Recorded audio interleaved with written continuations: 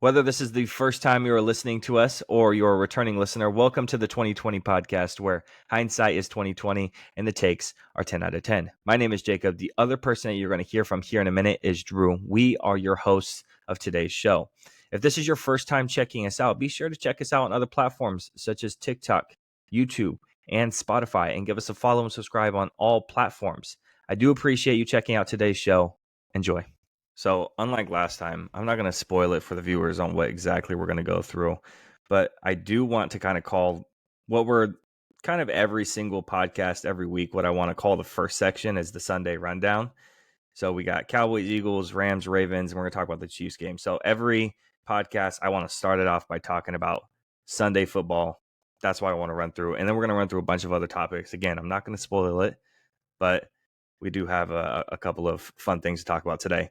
Right? NBA podcasters have it tough. Let's see.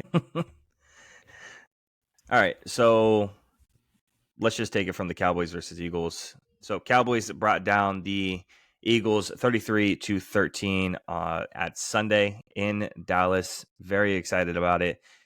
The quarterback for the Dallas Cowboys, Dak Prescott, is strengthening his MVP case. He's now the favorite to win the MVP.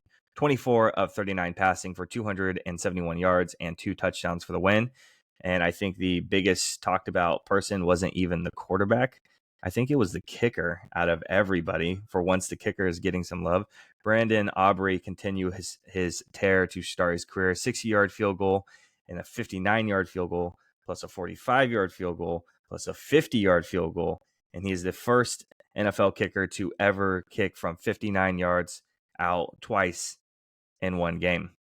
So I want to hear your thoughts first, because obviously I got a lot on my mind being a big Cowboys fan. So you watching that game, and you guys just played the Eagles. You watched the Eagles kind of get absolutely demolished and then getting demolished right after it by the Cowboys. What are your thoughts about kind of their, I wouldn't say decline, but their 2-week slump right now? I wanted to start in on the kicker, man. You guys got him in the third round, right? You spent a third round pick on him. Oh wait, no, that was us that spent the third round pick on the kicker, and you guys got the undrafted guy. Okay, now that we're caught up on the life of drafting a kicker in the third round of the NFL draft, who cost us a game against the Browns this year. Nothing about this game surprised me outside of being a 49er fan and expecting the Cowboys to find a way to screw it up. Nothing surprised me on this. I think earlier this year, the Cowboys did us a great service by looking mediocre against the Cardinals. And so we were fully prepared to go play the Cardinals. Because if we had played the Cardinals first, we might have taken them lightly. You guys lost to them, so we didn't. We handled business. I think there are some parallels with that this time around, where the blueprint, Deebo Samuel talked about this all the way back to last year's Super Bowl. The blueprint was out on how to beat the Eagles. We went in there with the game plan, and I think you guys went in there with the same game plan. And setting some of that aside a little bit is Tyreek Hill's on an absolute tear this year, but if Tyreek Hill doesn't exist, are we talking about CeeDee Lamb as the best wide receiver in the NFL right now? Because that dude, I got him on my fantasy team. He's just every week. I mean, it's getting to the point where when players do what they do week in and week out, you kind of forget that it's special.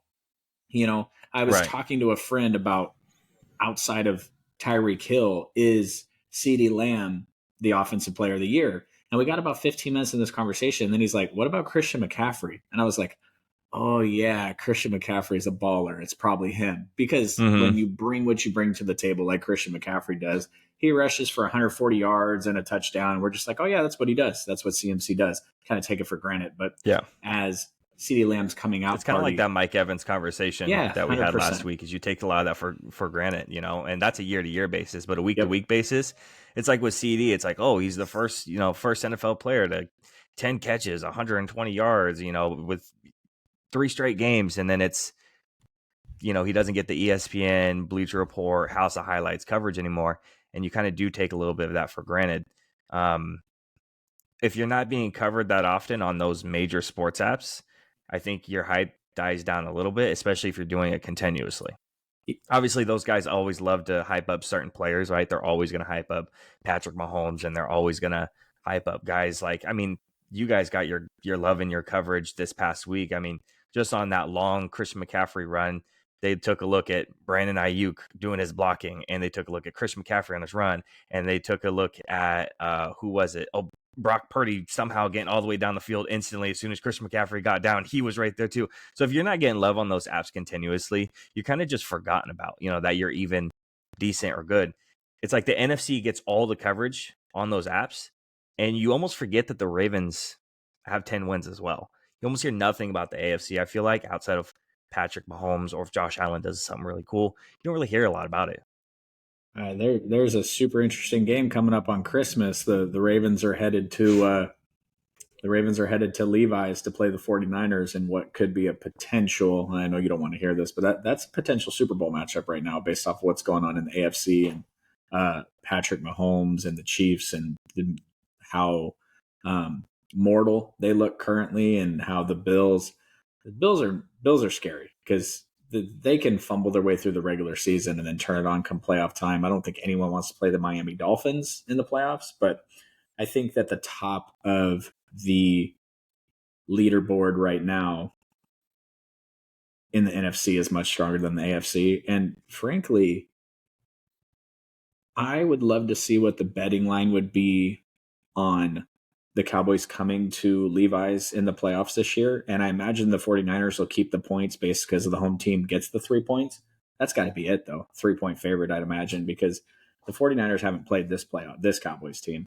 And people take, the dominance that they've had the past couple of years against them, but they've never played Dak at this level.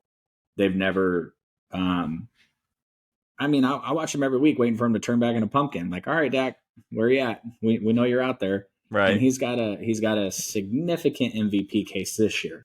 Now, if you take his statistics and run him back through the past couple of years, he's not the MVP candidate, but there's no quarterback out there throwing 50 touchdowns and 5,000 yards this year. So it is what it is. The advanced numbers, which I won't bore people with on these ones, I'm a huge fan of the advanced numbers.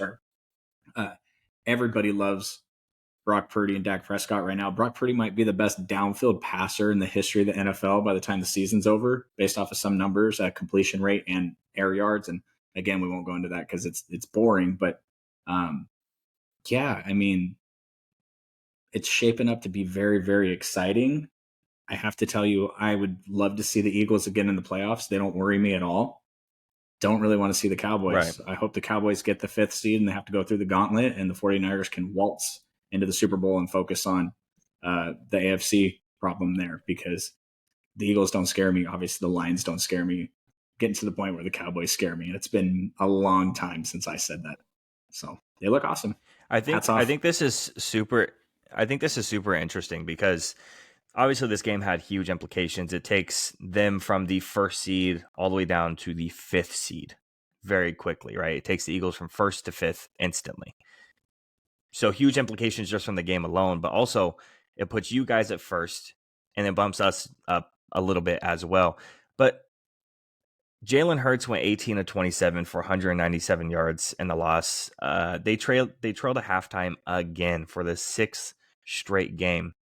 24-6 deficit was the largest yet. Their defense continued to be unreliable after the Eagles surrendered 6 straight scores at the end of your guys' game, 42-19.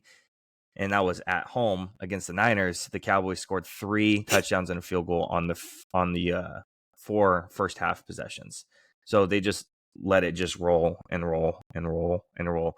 You feel like after a beat down 42-19, a team would really kind of turn around, right? I mean, you saw it with the Cowboys. We got our teeth kicked in royally, right? And we turned it around instantly, and we said it's not going to happen again. We're not going to let a team come out and kick us in the teeth again. And we played the Eagles after you guys, and even though we lost, it was a close game. It came down to the final drive, and we just couldn't make it happen. Inches, and that's fine. I'm okay with that. As long as it's a close game. When you and I went to that game in Santa Clara, all we said between you and I is no matter who wins or who loses, let it be entertaining. Let it be a close game. It was entertaining. And it wasn't a close game. It was not entertaining. It was horrible. And we sat through every second of it. People were walking out, and we sat right there and watched every second of it. So this game had huge implications. We are all 10-3, but you guys hold the number 1 seed, obviously. So I think with that, because of the implications, that was game of the week in my eyes and the NFC eyes.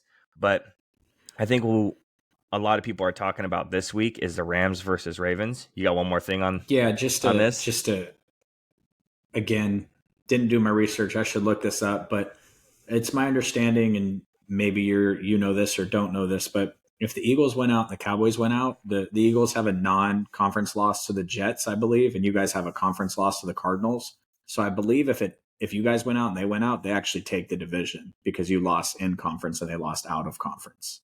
So I think that's what the tiebreaker is. So you guys need them to drop another one. They got the Seahawks this week, and we saw what the Seahawks did to you guys. That game was very unexpected considering the game that they came off of against us. And DK Metcalf and Tyler Lockett, they have a talented squad over there. So I don't think it's a guarantee at all that the Eagles beat the Seahawks this week. But you guys have a tough upcoming schedule as well. So. And they don't. They kind of have a walk in the park comparatively. And all the 49ers really have is they do have the Ravens on Christmas Day, but then they get two divisional games, and they get that team, I forget what they're called because they've gone through 7 different name changes in the past 3 years, it feels like. But the Washington franchise is they play them also. So yeah, and I think before we do move on, something that did pop in my mind. I don't know if you saw it today, that moronic comment from Cam Newton talking about a handful of quarterbacks. I watched the video. A handful of quarterbacks being game managers instead of game winners, essentially. And Brock Purdy and Dak Prescott were on that list, which is who else was on that list? It was Dak, Tua, Brock. Yeah. And wasn't there one more? I don't remember. Was it Jared Goff? Was it Jared Goff? Yeah. So if we're going to talk about who is a game manager out of all 4 of those, I think Jared Goff's going to be the closest to a game manager. It's not Brock. As much as I would have loved to say earlier this year, last year, sure, Brock's he's a system quarterback. He's just being successful under Shanahan. Everyone's successful under Shanahan. Goddamn, Nick Mullins is successful under Shanahan. It's fine. But you look at what he's doing and you look at, like you said, the advanced numbers, and you can't say it. No matter what you want to say and what you think the narrative is, you can't. Not at this point. It's just a dumb comment, and it's an uneducated take on a podcast and just kind of put it out there.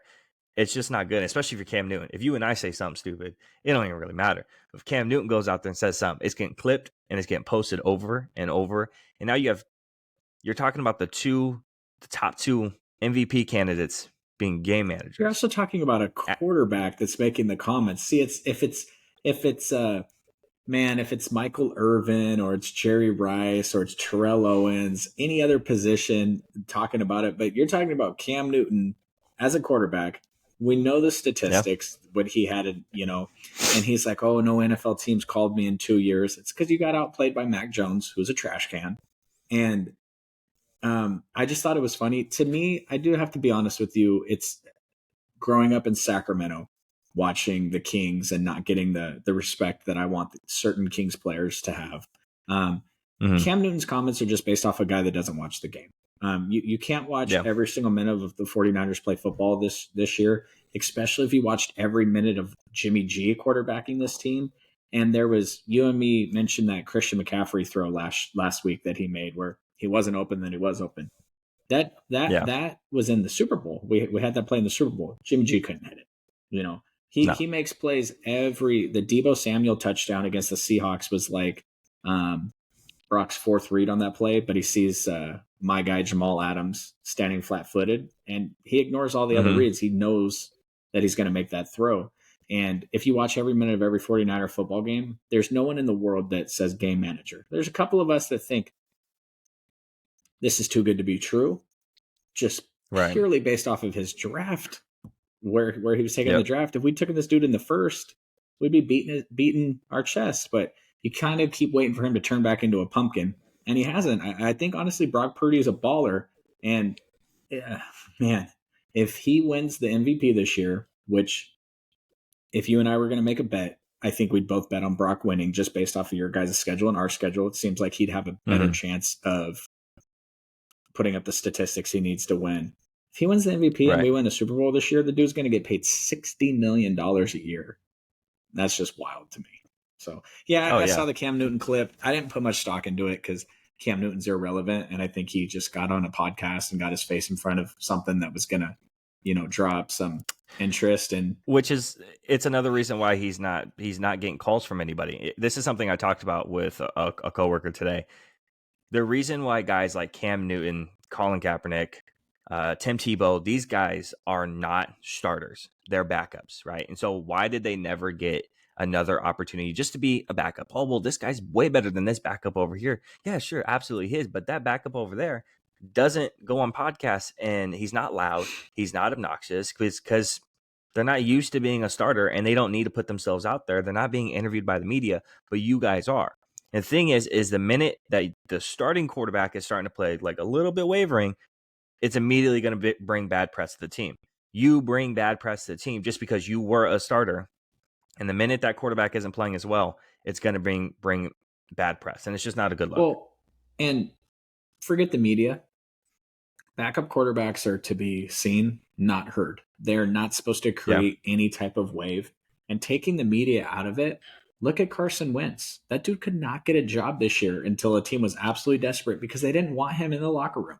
They would not want them around the staff. They did not want him on the practice field. They didn't want him anywhere. Carson Wentz is extremely talented. We've seen it for years. The dude's mental game is obviously a little out of whack and he can't put it together. But a team didn't even want him as a backup. This guy, the Jets rolled out there the last couple of weeks, went for like 2 touchdowns and 13 picks in his college career. Trevor Siemian. They got Zach Wilson came out and looked like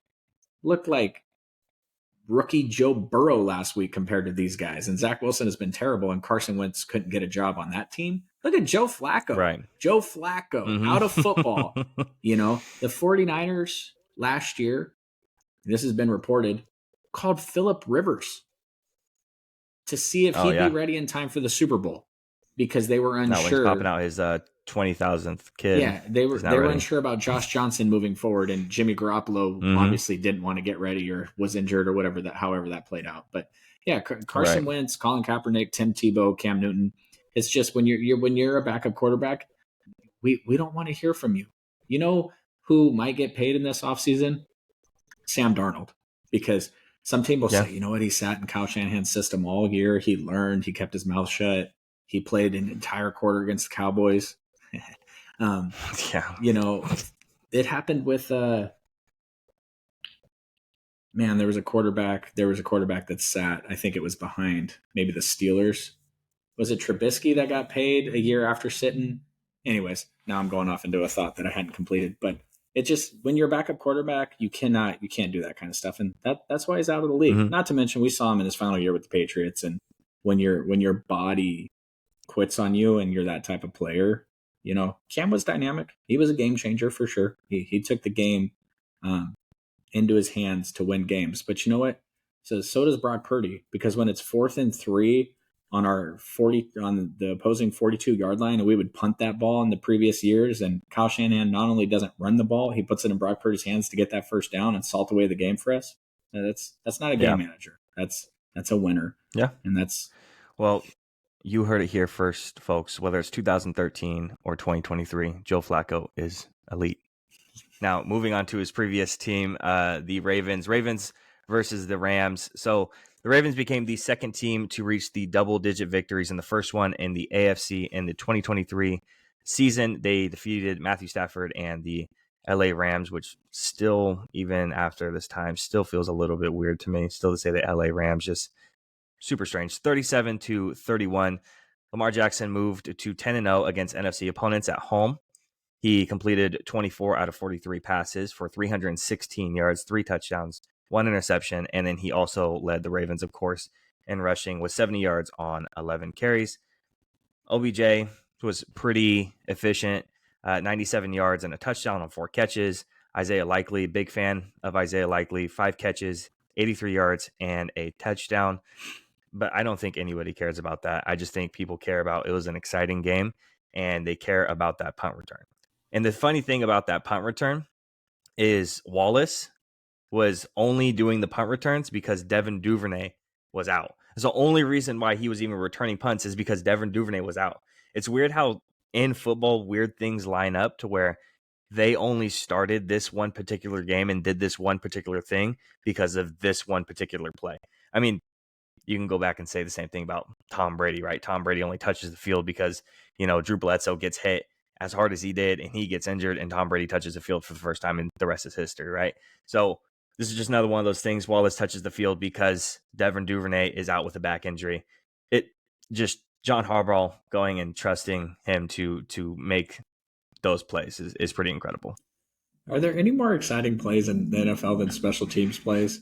Did you see the 49ers I don't think so. punter take off on his own during that game and for like a 40-yard yeah, he was run? asked And about he was like, "Oh, I just saw green and I went." Yeah, I went for it. Yeah. Kyle Shanahan's never called a fake punt in his career, just so you know, as the 49ers head coach. So, yeah, I'm watching that game at work, and I'm in a brand new building at work, and so I have my phone set up to the side. And the 49ers game starts at 1:05. So I switch over to the 49ers game, obviously. And a couple minutes later, all of a sudden, like 3 guys come running through the showroom floor with their hands in the air screaming, 3 of my guys.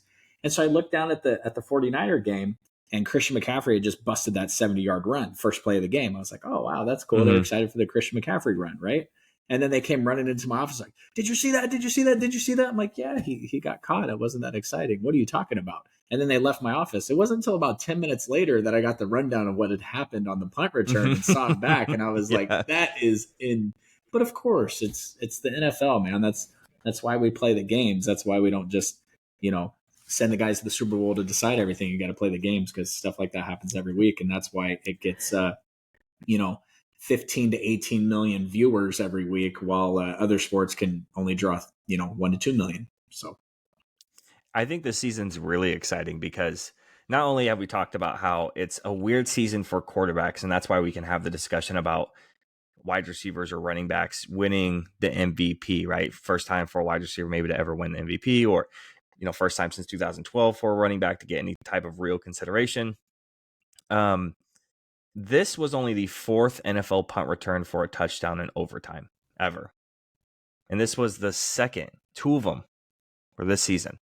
This one this past week, and week 1 was the opener with the Jets and the Bills, where Aaron Rodgers got hurt and they still won that game, where Xavier Gibson took that punt return to the house. So that's why I find this season kind of exciting, because it's odd and it's still really exciting. It's not odd in a boring way. Like, we have really bad quarterback play, which we will talk a little bit about the quarterback play and the injuries and kind of a lot of the stuff that's gone on this season, but we have exciting stuff still happening, whether it's only the 4th, punt return touchdown in overtime, or we have a guy breaking this pick 6 records, or we've got a lot of stuff going on this season. And I don't know if it's talked about how good the season really has been for the NFL.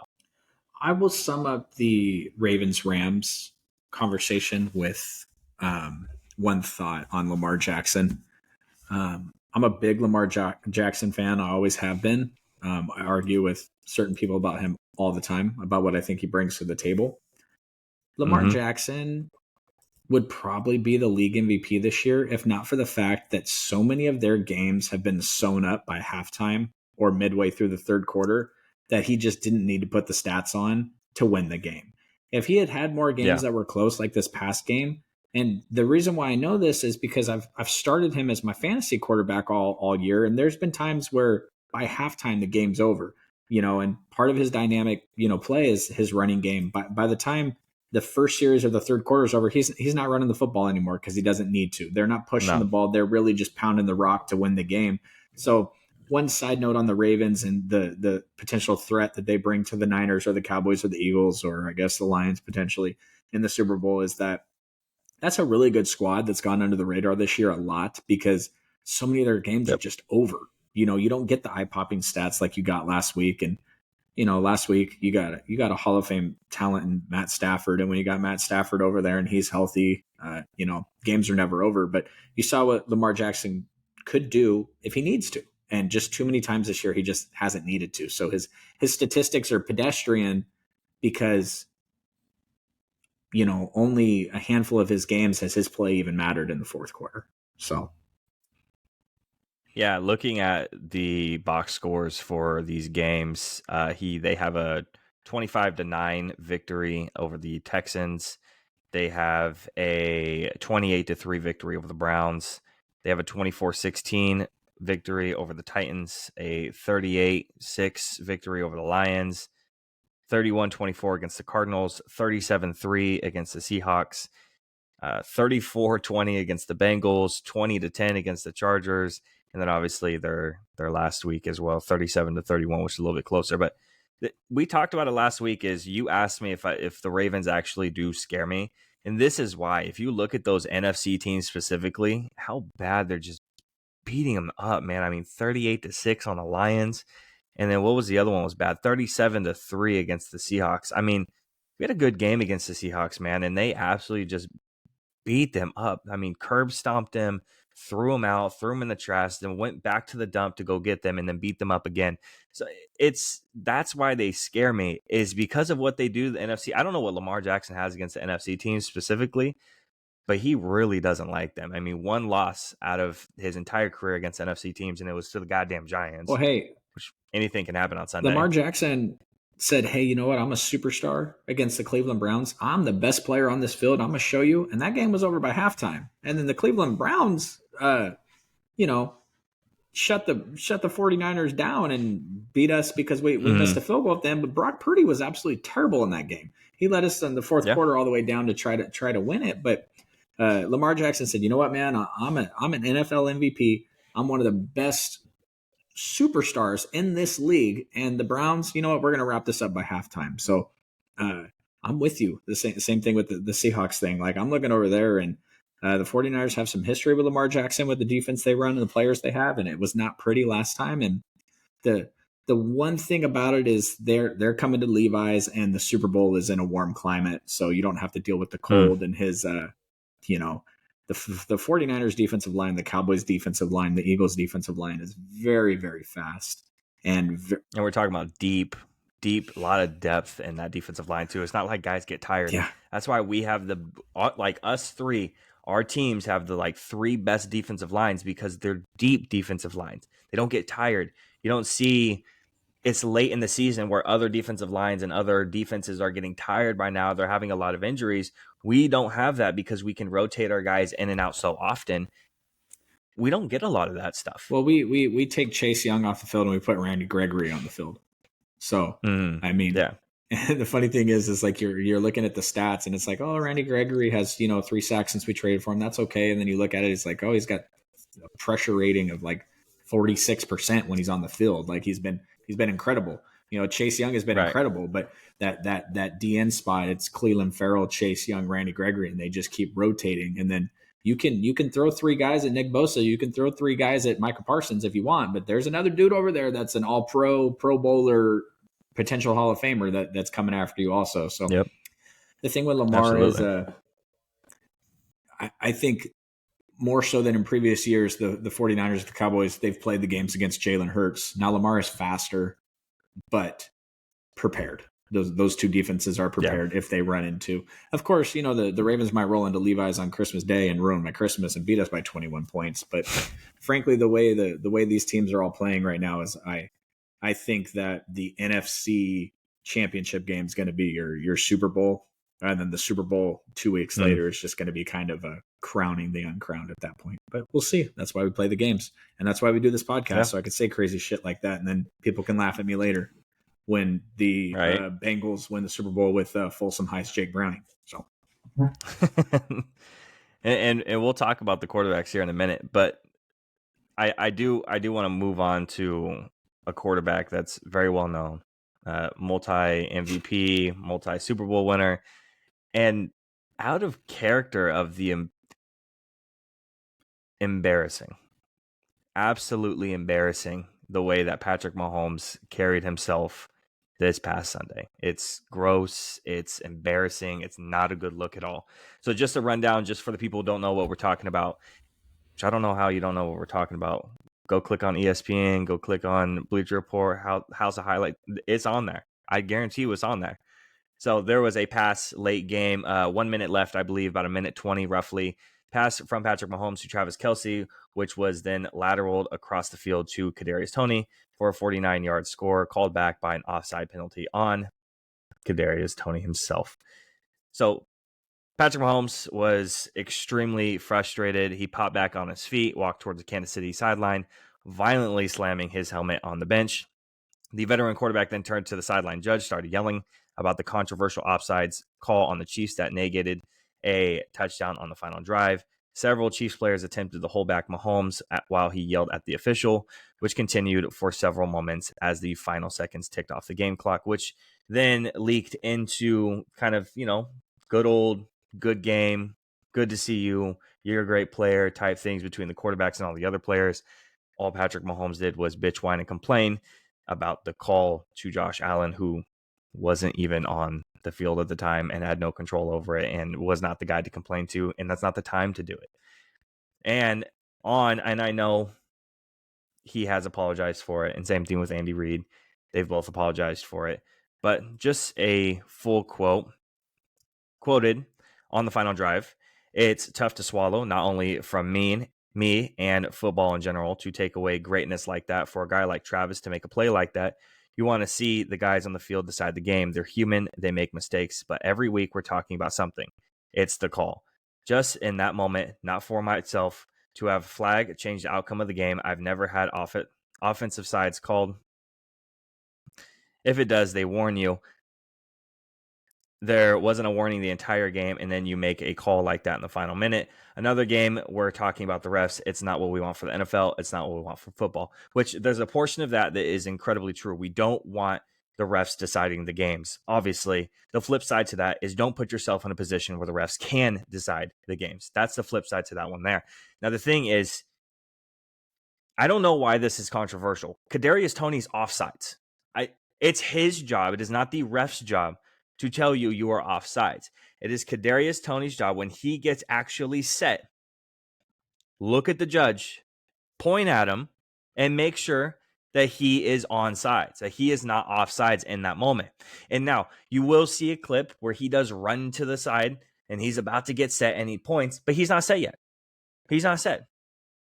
You can't double check on whether you're offsides or not if you're not even set, bro. He double checked while he's not even set and then takes a little bit of a step forward and puts his foot out. That's when he's offsides. I don't know why this is so controversial. What frustrates me the most is his comments, is his actions. Not maybe on the sideline so much. I get it. Throw your helmet, throw a hissy fit. That's your thing. Totally cool with it. You're frustrated. You don't go take that to Josh Allen, who has nothing to do with it. It's not a good look for himself. Super frustrating as someone who wants Patrick Mahomes' legacy to continue on and to continue to grow. If it's not the Cowboys winning the Super Bowl, I'm going to root for a guy like Patrick Mahomes to continue on that legacy and continue to be great. He's a veteran quarterback at this point. This isn't a attitude and this isn't a show of who you are as a quarterback at this year that you're in now.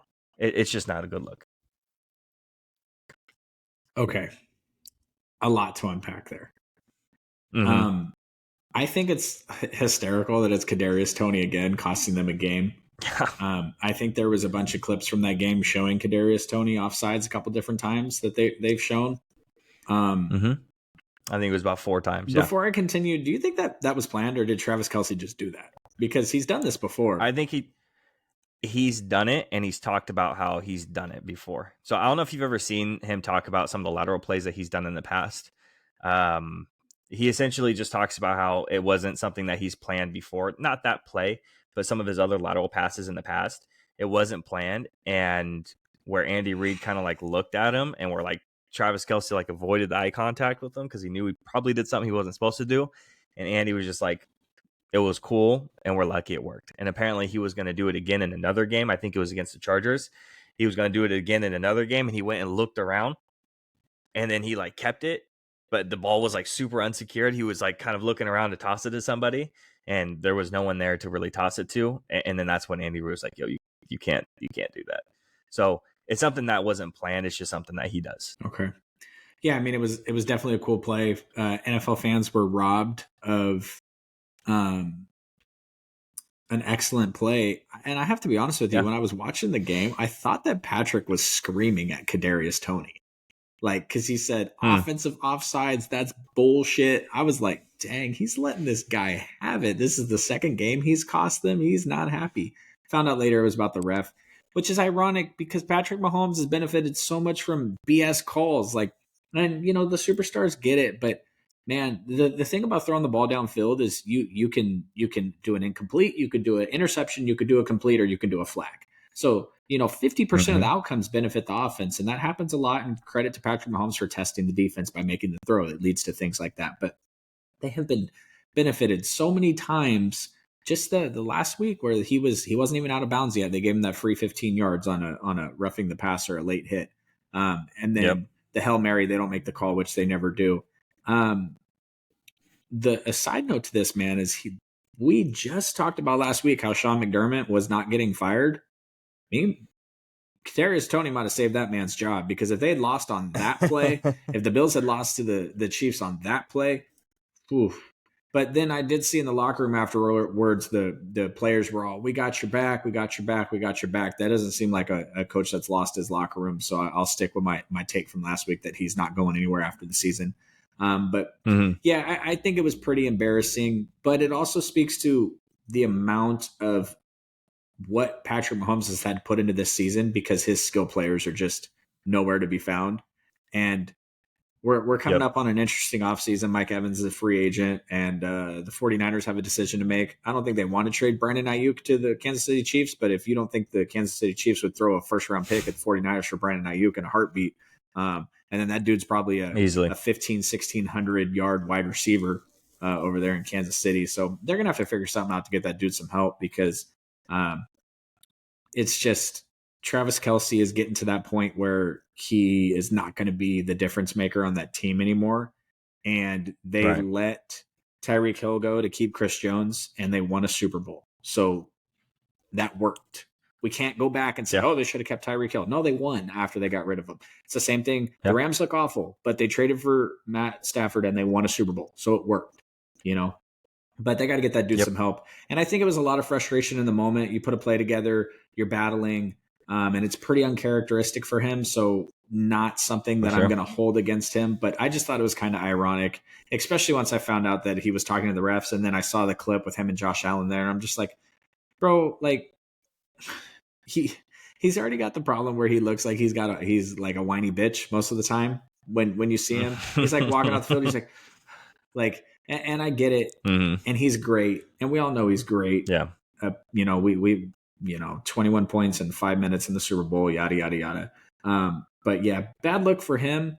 But also, I think it goes to show you how frustrated he is with the way this season has played out, and how he's played at the height of his game, and the surrounding talent has failed him a couple times this year. And they need to remedy that, because clearly Patrick Mahomes is good enough to take subpar skill level players. Patrick Mahomes is pulling off his best LeBron James impersonation right now by taking a subpar cast to the next level with him. But that team, I mean, to be honest with you, would you rather play the Bills or the Chiefs in the Super Bowl? And take away the aura of, oh my God, it's the Chiefs. Oh my God, it's Andy Reid. Like, I'll take that Chiefs team. They don't got a Stephon Diggs. Yeah. When you look at the teams as a whole, and you go tit for tat on skill level position guys, you're gonna probably want to face the Chiefs. Again, the only X factor there is you have Andy Reid and Patrick Mahomes, and that's going to be the only thing that really makes you a little nervous. Outside of that, the Bills are still the Bills. I just think they just haven't had the best of luck on the back of just kind of mediocre quarterback play so far this season. He hasn't been horrible by any means, but he's, instead of being guaranteed top 3, Josh Allen is probably sitting between the 8 to 13 range so far this season. Yeah, I mean, but that's what makes the NFL fun, man, is you just have so much variance year after year. Nobody picked the Bills to be where they're at. Right. And I mean, frankly, look at the Lions. But if you don't think the Lions wouldn't trade Jared Goff for Josh Allen tomorrow, you know what I mean? There's how many teams in the league right now would take Josh Allen over their current situation? Probably all of them, except for maybe 23 or 24. I mean, 23 or 24 teams would take Josh Allen on their team. Yeah, there's only a handful that really wouldn't. And you're looking at the top teams of the playoffs. There's the ones who wouldn't take them, or just really young guys who they have a ton of potential. So now 2 questions, just because we got on that topic randomly. Would the Texans trade C.J. Stroud for Josh Allen? No shot. Would the 49ers trade Brock Purdy? I don't. Okay, so the only reason I want to say yes is something that you brought up earlier. Is if Brock Purdy's a first round pick quarterback, you say no. You say no instantly, and you say no shot. Brock is Brock, bro. Like that's. He's doing his thing. Like, why would you ever? He's a first round quarterback. Like, he's making this money and he's doing his thing. He's doing what he's supposed to be doing. But then because he's Mr. Irrelevant and he's made himself relevant, just like you said, you're kind of waiting on the ball to drop. Like, is it this week? Is it this week? Is it this play? Like, is this the moment that he's going to have? And we all kind of thought that maybe that moment happened for like 3 weeks there after you guys beat us. Maybe it's like, oh, well, maybe this is it. Maybe this is where the ball drops. He has a huge win, and all of a sudden he just drops the ball, and he's not good anymore. But then he goes and turns it around. He faces adversity, turns it around, and now he's here. And he's still here. So I think the only reason why I even hesitate is just like you say, subconsciously, I want to say yes because it's Josh Allen versus Brock Purdy. Just on name basis alone, you're going to say Josh Allen. Oh, I got breaking news. I got breaking news for the podcast. Okay, the NBA just suspended Draymond Green indefinitely. I'm so excited about that. So we got our first breaking news on the podcast, and it's that piece of garbage, Draymond Green. I am so excited. Indefinitely. Not 5 games, not 10 games, not 1 game. He's been kicked out of 3 games this year. If you go back to the playoffs and you start with Sabonis, him stomping on Sabonis' chest to where he's at now, it's like, what is going on in Golden State? I can't believe I just interrupted the NFL portion of the podcast with breaking news, but that's why I keep the Elon's app X right next to me, because stuff like that So I think that's really interesting, because do you know what because obviously there's odds and there's betting for everything. Do you know what the favorite was game-wise suspension, like how long it was supposed to be? The favorite was supposed to be 21 to 30 games, and then right below that was 11 to 20 games, and then it was like 6 to 10, and then 1 to 5, or no suspension. There was nothing on that list of indefinitely. And I just had a conversation with some other people I know, and the only reason I even know those odds is because someone said, hey, you want to make a bet on Draymond, how long he's going to be suspended? And my guess was 12 games. I said 12. And they said, really, 12? Someone else said 25. And they said, well, Ja got 25, and that was for guns. And I said, well, here's the thing. Ja got suspended for guns as a repeat offense. The guns weren't illegal. It's just a bad look. That's all it is. Not only is assaulting players over and over and over again on a basketball court illegal, it's also a bad look. So you have the double whammy there. So we're talking about a repeat offender of just Sabonis putting a dude in a headlock, socking a dude in the face. We're talking all the way back in 2016, hitting LeBron James in the nuts. We're talking about kicking Steven Adams in the nuts. We're talking like how many times this dude kicking people in the nuts, punching people, tripping over people. Like he got into, what was it, Herb Jones, like over and over again, bro. It makes sense because it's a bad look. You don't want guys, no matter how good they are or what they bring to the team or whatever it is. And obviously Draymond's past his prime now, but whatever they bring to the team, you can't have a guy in the league who's a repeat offender and you don't do anything about it, because it sends a bad message not only to the fans, but the players as well. And they have advertisers that they have to please, and all that money's involved. You can't keep a guy like that on the court when he's a liability on national television. Anytime he can go and turn around and punch a dude in the face. And NBA fans don't want to see it, man. Golden State fans probably do. NBA fans don't want to see this garbage. They're over his thing, man. And he's over this. This is not the problem is these players, they suck. The Dylan Brooks situation. They're not any good. Mm-hmm. Although he lit the Kings up when we played against So- them. He's okay.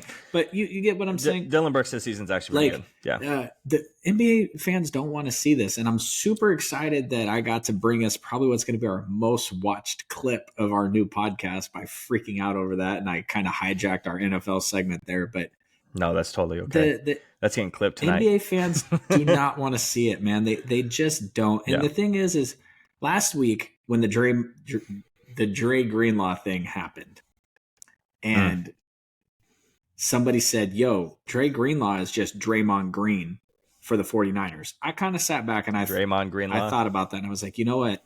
You're right, except for Dre Greenlaw would be the best middle linebacker in the NFL on any other team besides the one he currently plays on. He's an elite level player. Draymond Green's not. And that's why he got away with it 5 years ago, because he was. 6 years ago, he was. Now he's just a bum that gets paid too much. I got to be careful if this is going to go. We're going to put this up on social media, but I'm a Kings fan. I got to put that out there, and I hate Draymond Green. So I don't hate Steph. I don't hate Clay. I just hate Draymond. So sorry about hijacking it. No, absolutely. And as a Celtics fan, I hate Draymond Green as well, and I don't hate Steph.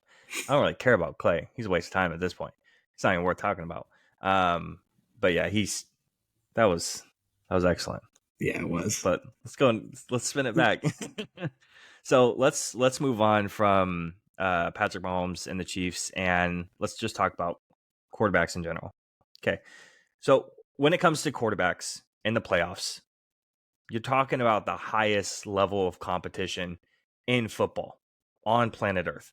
And you expect the best players to be on the field in a championship game, right? The best quarterbacks. 2018. Who were the quarterbacks, the 4 quarterbacks in the AFC and the NFC championship games? Who are the 4 quarterbacks starting? 2018. Oh, it's a long time ago. Mm-hmm. And I'm guessing they were terrible because you kind of lined the segment. Mm-hmm. Was that Nick Foles? Nick Foles is one. Okay. Who did they play? Was it Bortles? Bortles was another one. Okay, so I got Foles, Bortles. Mm-hmm. He balled out that year. He got the Jags to the AFC Championship game. That's wild. Or Jalen Ramsey did, but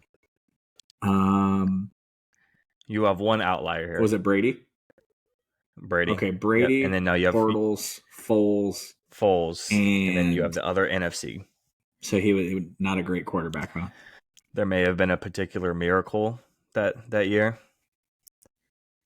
Oh, was it you know what's crazy? All I could see is Daniel Jones's face. Was it Eli? That's really funny. Was it Eli Manning? Who was it?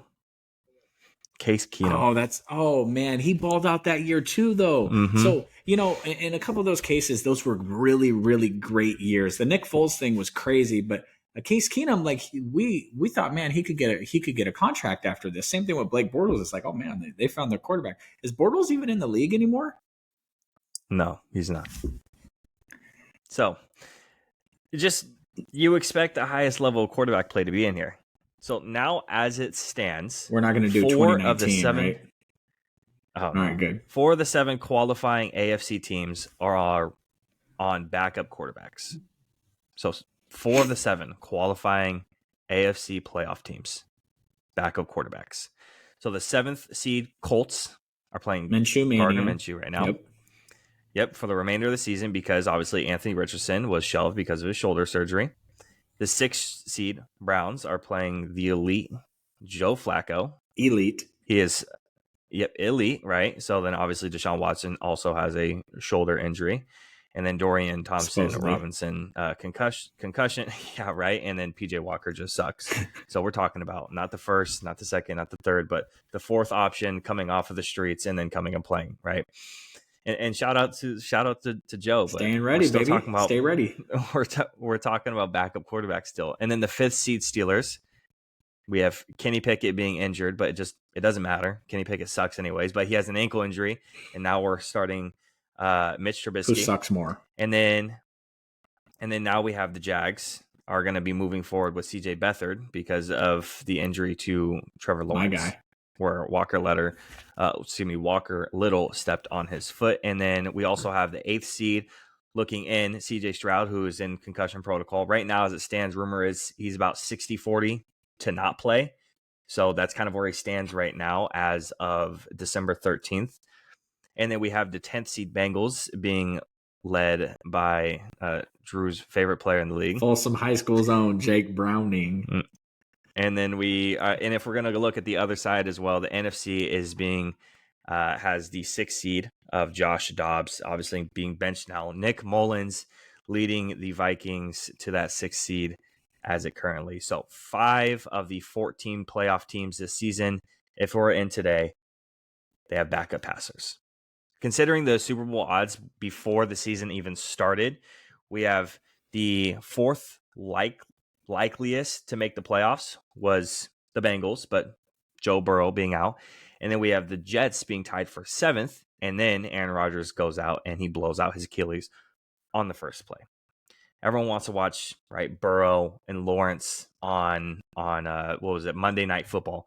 They don't want to watch Jake Browning and Beathard, except maybe you might be the only one who wants to watch Jake Browning. You're missing out on my boy. He's killing it. He's exciting. in some type of overtime, exciting game, just like some type of Ravens-Rams-esque type game.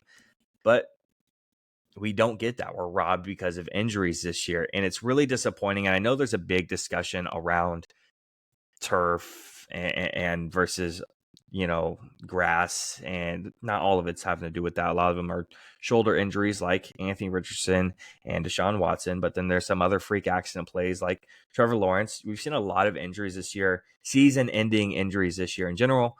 But especially to quarterbacks, we're seeing a lot of them. What are your thoughts on this? The injury thing I think is interesting. I do think that if you go into an NFL locker room, they do not want to play on those fake turfs. They talk about it. The 49ers talk about it a lot. I don't think that it's something that's going to change, at least until the next CBA is renegotiated. Turf isn't that expensive, and if the owners feel like their star players are getting hurt on it, then they'll make the change.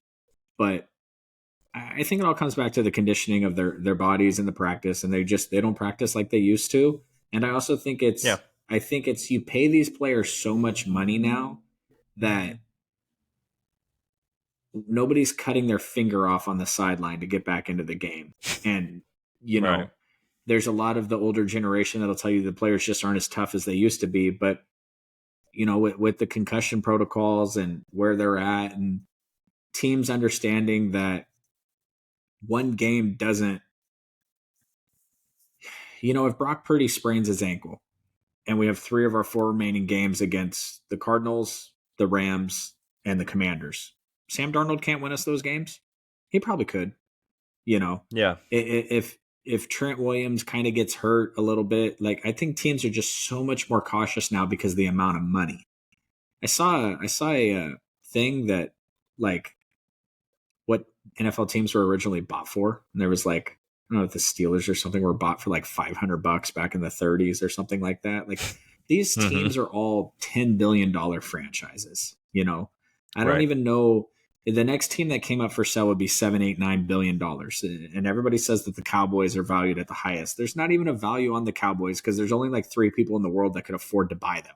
So it's hard to put a value on that. But the teams are so lucrative now. They make so much money that it's, season-ending injuries are one thing, but like we talked about last week, it all comes back to money. And,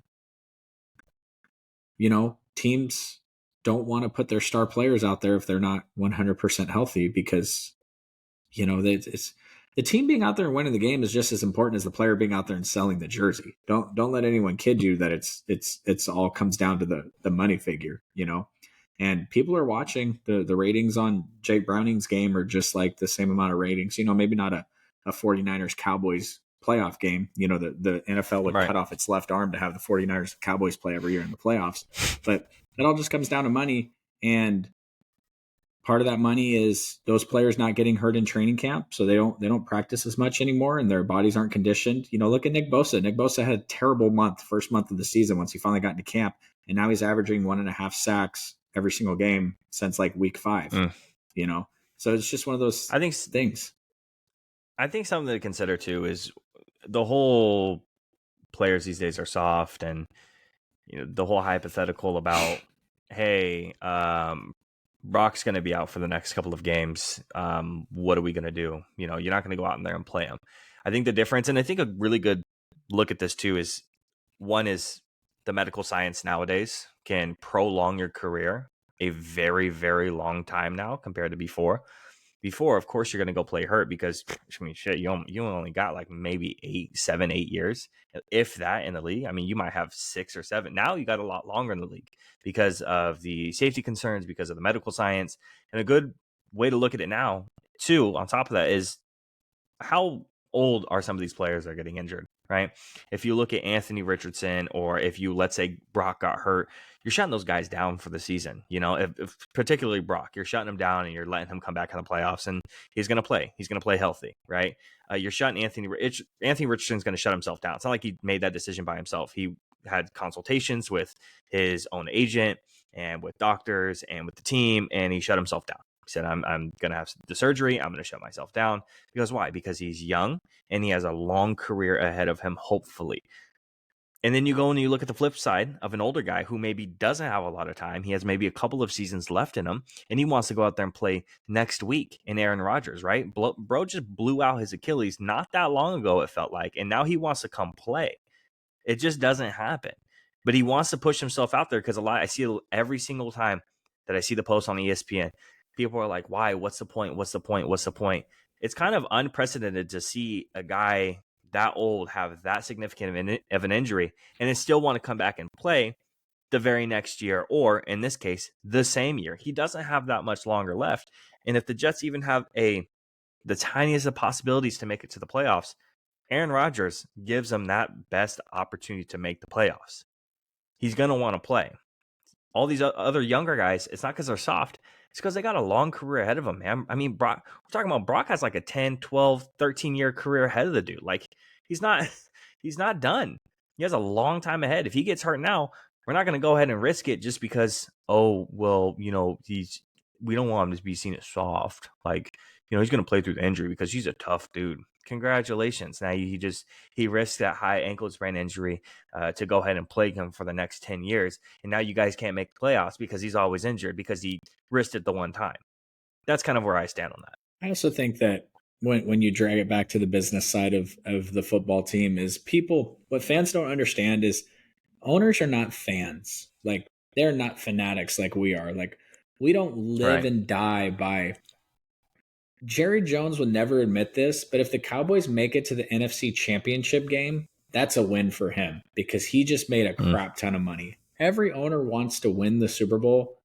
If you guys lose to the 49ers in the NFC Championship game, I'm going to be how many weeks we're going to put this podcast on hold if we beat you guys again or not do any NFL segments. We're just going to be doing NBA segments. Like, you're going to be depresto like you were. Man, I didn't do any offseason work on the draft this year because I was so upset about Brock Purdy blowing out his UCL. The owners don't care. They don't. Yeah, you and I were both pretty upset about that. They want to win. They want to win. Of course they do, but they're there to make money. So when you're protecting the long-term aspect of the franchise and you can win the Super Bowl this year and then miss the playoffs for the next 10 years, or you can be in the playoffs for the next 10 years and never win a Super Bowl, none of these owners would be honest with you, but we know which ones they would pick.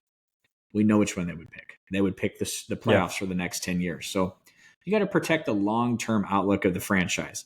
And that's why the fringe players play. That's also why when the fringe players get pulled over for DUI or domestic violence or one of these other things, they're cut immediately. But the news cycle on Von Miller is already over. Now, he might have been innocent. I'm not saying he wasn't, but it's not even a topic this week because the long-term financial aspect of the franchise is what matters at every decision. So talking about backup quarterbacks, at least backup this season, starter in past seasons, I want you to take the lead on this one. I want to hear what you have to say about Zach Wilson. His performance, obviously, this Sunday, his performance in past games, but also it doesn't matter that much, obviously, because Aaron Rodgers is going to come back. He's going to take that starting role no matter what. What does Zach Wilson's career path look like? I think that most teams are always desperate for the next bridge quarterback. I don't think he's bridge quarterback yet, but there's not a team in the league, man. There's really not a team in the league that can keep their Super Bowl aspirations alive if they move to their backup quarterback. The 49ers can be very, very good with Sam Darnold at quarterback. The Cowboys can be very, very good with Cooper at quarterback. But are you going to go in and beat the 49ers with him? Are we going to go in and beat the Cowboys with him? No. So you want your backup quarterback to be a player that can win you a game or two if an ankle sprain happens or a shoulder injury happens. But are the Chargers going to lose every single game the rest of the season with Easton Stick or Max Duggar? Is that his name? Duggan? Duggan. Without Justin TCU. Herbert. I mean, they might have lost every single game anyway with Justin Herbert because they're awful. But backup quarterbacks are supposed to come in and win you a game or two. They're not supposed to carry you the rest of the season. So is Zach Wilson a player that can come in and win you a game or two?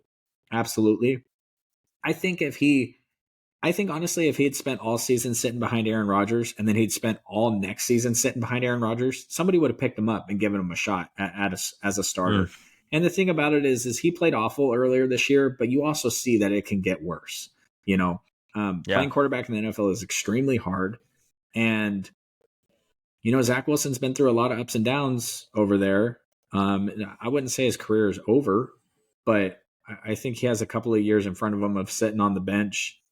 He probably has a Baker Mayfield type career path in front of him where he's going to spend some years as a backup quarterback and he'll spend some years where someone will give him a chance. Baker has a lot to do with what we talked about earlier, kind of his attitude. He's not a good fit as a backup quarterback for your team. It brings the swag that you want out of a starter. But that's probably what Zach has in front of him. Another thing, I think we're going to go back and we're going to look at that NFL draft that year and we're going to throw it all out because the BYU Cougars, they normally have a stacked up schedule. They didn't play anyone that year that Zach Wilson balled out. Trey Lance didn't even play. Micah Parsons would have been the number 1 pick, number 2 pick. Trevor Lawrence went first, right? Yeah, yes. So he'd have been the number 2 pick. It's just a lot of things about that draft that we're going to completely throw out because there wasn't a lot of college football that got played that year. And Zach Wilson is just one of those. And, when the 49ers traded up to pick number 3, I immediately started texting you about, man, is it Justin Fields? Is it Trey Lance? Is it Mac Jones? We never even talked about Zach Wilson because we knew he was going number 2. It had already been decided.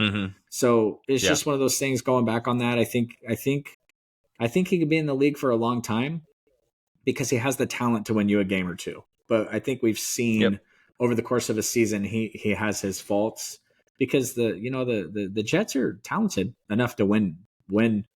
Man, why didn't they call Joe Flacco? Why didn't they call Joe Flacco? And I'll tell you this, the thing with Zach Wilson is he's got all the talent in the world. Maybe he sits behind Aaron Rodgers for another couple of years or, maybe it's the offensive scheme over there. You put him with a Kyle Shanahan or a Andy Reid or the Colts head coach, Steichen, who is killing it with Minshew Mania over there this year. Maybe it's just Alex Smith was terrible for a lot of years of his career and with the right situation pulled it out and became a very good quarterback. So, I would never call the kid's career over this early, but he's probably got the backup path in front of him moving forward. Okay, so then let's do a little exercise then. Okay, so I'm going to take every losing record team right now. Okay, and I'm going to read you out their current quarterback. So it's either their current quarterback or Zach Wilson. And I want you just real quick, one or the other. So would you rather take Bryce Young or Zach Wilson? Young. Mac Jones or Wilson? I'd rather have Zach Wilson. Now, Bryce he's in danger. Bryce is he looks awful. But Trevor Lawrence with Urban Meyer did not look great either. So that due to the youngness of that, it's definitely it's Bryce. But I got that Bryce Young situation, red flag. So keep going and get to the Steelers so we can say that Pickett's trash, and I would take Zach Wilson over Pickett. So Kyler Murray or Zach Wilson? Kyler Murray is still a stud. Sam Howell or Zach Wilson? Sam Howell. Okay. Now, what about Chicago's very own Justin Fields or Zach Wilson. Zach Wilson's got to go play for the Bears. I think you flip a coin there. Okay. Then this one's kind of a toss-up because I don't really know what their starter is. Aiden McConnell, or is it Jimmy Garoppolo, or Zach Wilson? I think Zach Wilson on the Raiders would be awesome. I think that with Devontae over there, I know Garrett Wilson is good, but Devontae is, you just throw the ball up to Devontae, and Zach Wilson just loves to throw the ball up there. I honestly, if you were to, if I could wave a wand and put Zach Wilson as a starting quarterback for any franchise next year, I'd pick the Raiders with a real head coach, and that would be very interesting to me. Yeah, and I think I agree. Now, moving on to the next one, the other New York team, and again, I don't know who's we talking about. Daniel Jones? We talking about the Italian man himself, Tommy DeVito? One of those guys or Zach Wilson? I would take Zach Wilson over DeVito. I wouldn't take him over Daniel Jones. I watched Daniel Jones play at a pretty high level. I think there's more than meets the eye with that situation in New York. There's a lot of talk about how the coaches over there really hate what's going on with the head coach right now, and a lot of drama in that situation, and that affects every member of the team. And Daniel Jones got beat down in the first game of the season, maybe second game of the season against the Cowboys. And I was watching him play, and he's making the right reads, and he can run with the ball a little bit. And Daniel Jones is on a better path than Zach Wilson is. Obviously, he's already got paid, but he seems like a type of player that might pop up in a couple of years with another team and really kind of impress a little bit, kind of like what Geno Smith has done with the Seahawks. And people be like, man, why didn't that work out at that other place? Those New York franchises, man, it's just people go there their careers go there to die, and then they get out of there and they're saved elsewhere. So there's a couple non-interesting and interesting ones coming up. Will Levis or Zach Wilson? Will Levis. Mm-hmm. And then I'm not even going to entertain this one. I guess I can. Herbert or Zach Wilson? Honestly, I told you before the season starts, I think Justin Herbert's a stud. I think he's a top 5 quarterback in the NFL. I think you got Mahomes. I think you got Burrow. I think you got Lamar, and then I think you got like Herbert right there. Maybe Josh Allen. I think the dude's an absolute stud. It's absolutely criminal what the Chargers have done to him to start his career. I'm sick and tired of the Chargers not spending money and hiring whoever Eric McCoy is, tight ends coach for somebody, Anthony Lynn, running backs coach for the 49ers. Brandon Staley probably won't even be in the league next year. He'll be coaching at Sac State.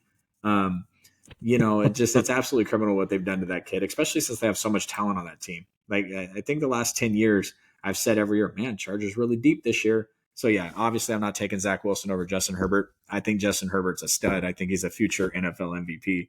And he's one of the very few top high-end quarterbacks in the NFL that I would trade for the quarterback I currently have. So then we have Desmond Ridder or Zach Wilson. I think they both suck right now. Mm-hmm. Probably Zach Wilson, because we know Desmond Ridder doesn't have it over there, and they have so much talent. If you can't make it work with all that talent, I don't know. You're not the guy. And I think this next one's pretty interesting too. Is Derek Carr or Zach Wilson? To be honest with you, I don't know why they try him out there every week with Jameis sitting on the bench. I don't know what happened to Derek Carr, man. I've been a big Derek Carr fan for a lot of years. Obviously, I'm a big Fresno State Bulldogs guy. His older brother played for the 49ers and was terrible. So I kind of hope that Carr had a redemption story. And he was, he's been good. Yeah.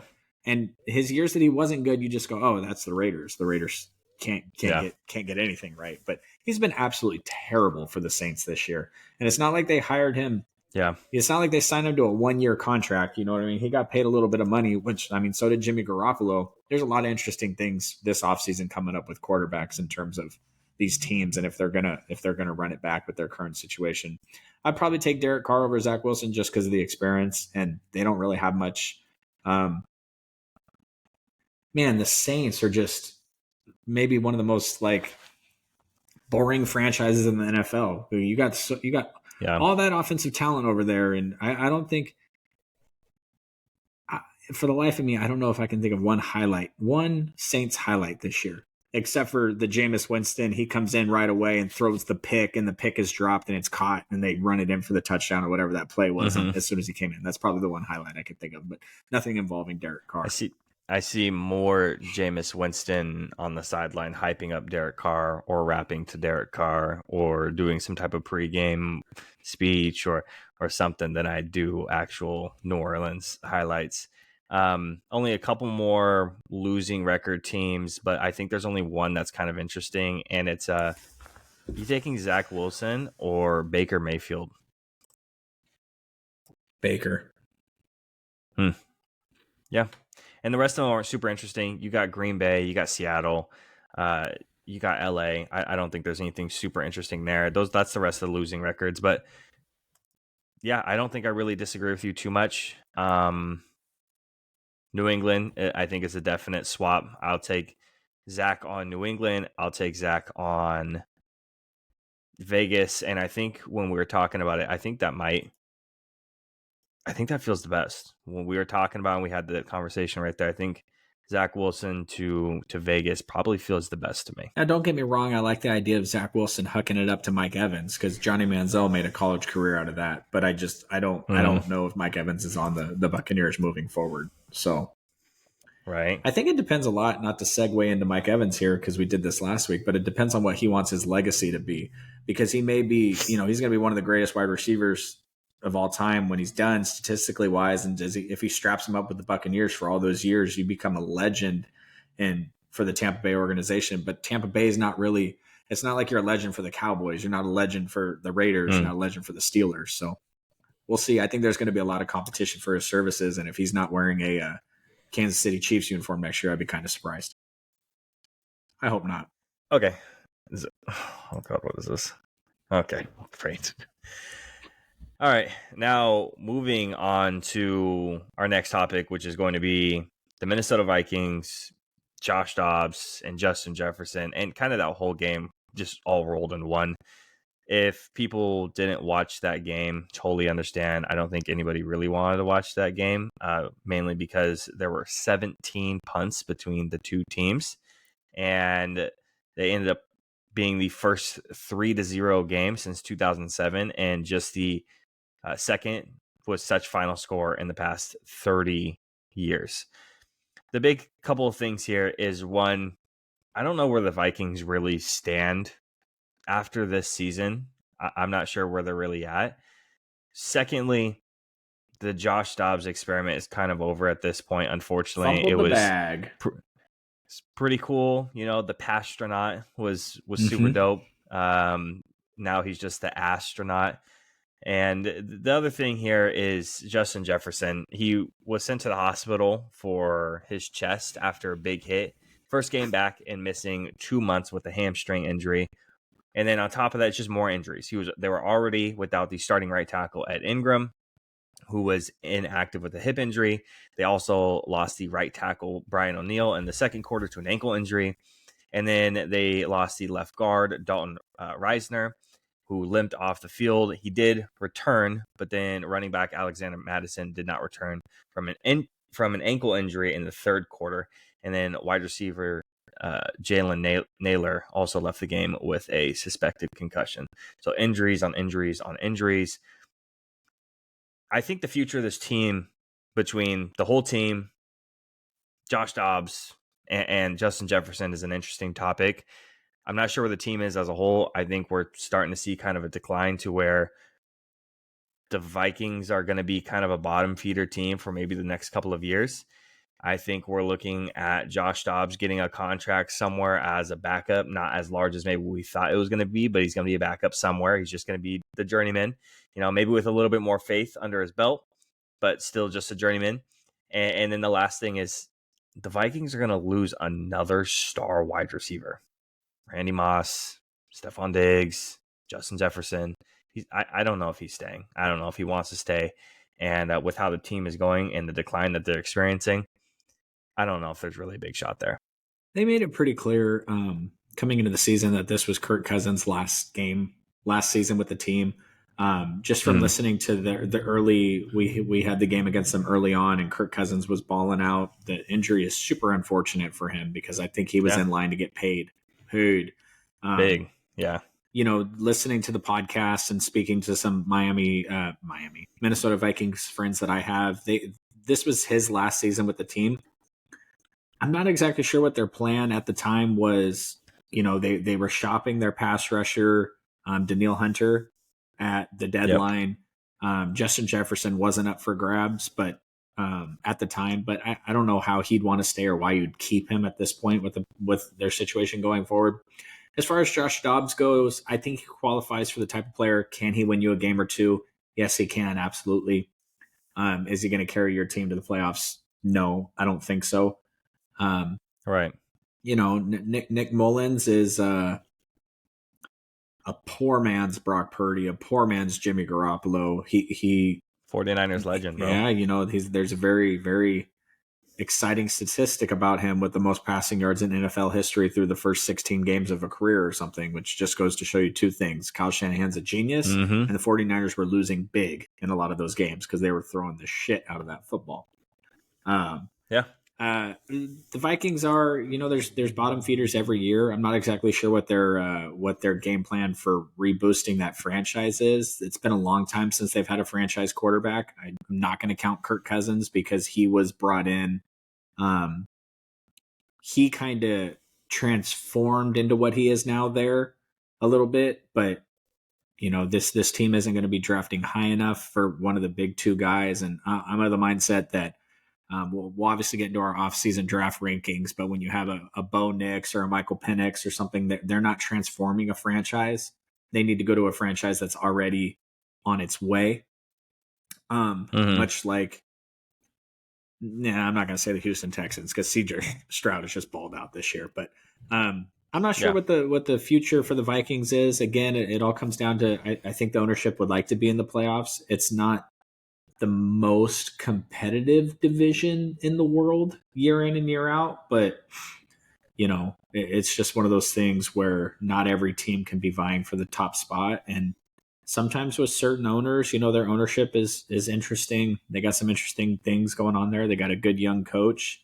It might be a good time to, they're definitely trying to, from my understanding, trying to reset on their spending, what they have against their cap right now. And when you're paying Kirk what you're paying him, it was the same thing coming into this season. I was like, what I'm excited about is the Cowboys are going to pay Dak Prescott $60 million and he's not good enough and that's going to cripple them.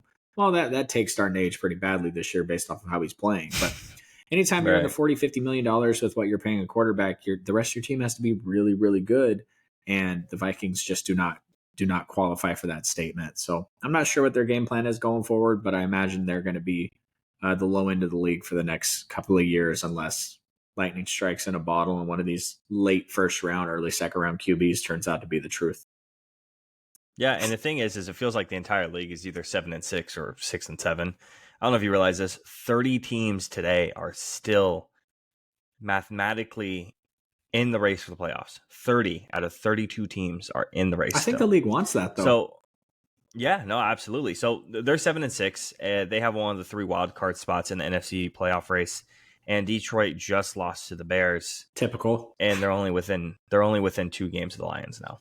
If the Lions drop the ball and for some reason the Vikings pick it up, they're not in a wild card spot anymore at that point. Certain teams, something definitely interesting to look at. Certain teams do that every year. The Lions did it last year, and we joked about the Lions' ease of schedule and how they might have been able to get into the first seed. Well, they just blew that with the Bears game, but I wouldn't put the Minnesota Vikings out of it. But if you put on a pair of jeans and you find a $20 bill in there, that's going to be the equivalent to the Vikings making the playoffs this year. If they do it, they're going to be super happy, but it's not going to change the direction of their franchise moving forward.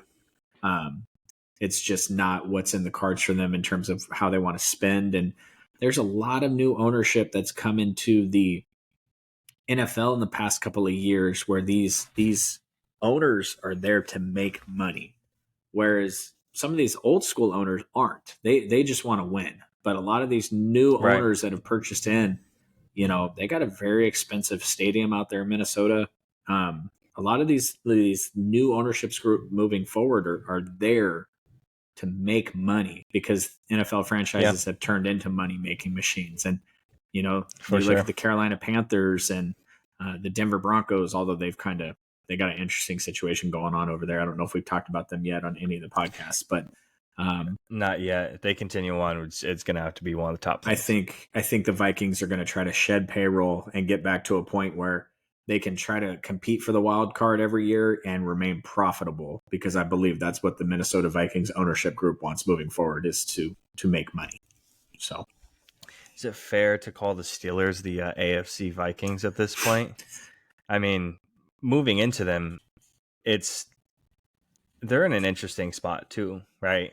I mean, they don't really have their quarterback per se, right? I mean, Kenny Pickett's there, but we know where he stands. Um, I think there was a lot of leverage on, they fired Matt Canada, and then they won the very next that week, always but happens. then right, and then back-to-back losses against two win teams, right? It at this stage of the season, back-to-back losses against two win teams.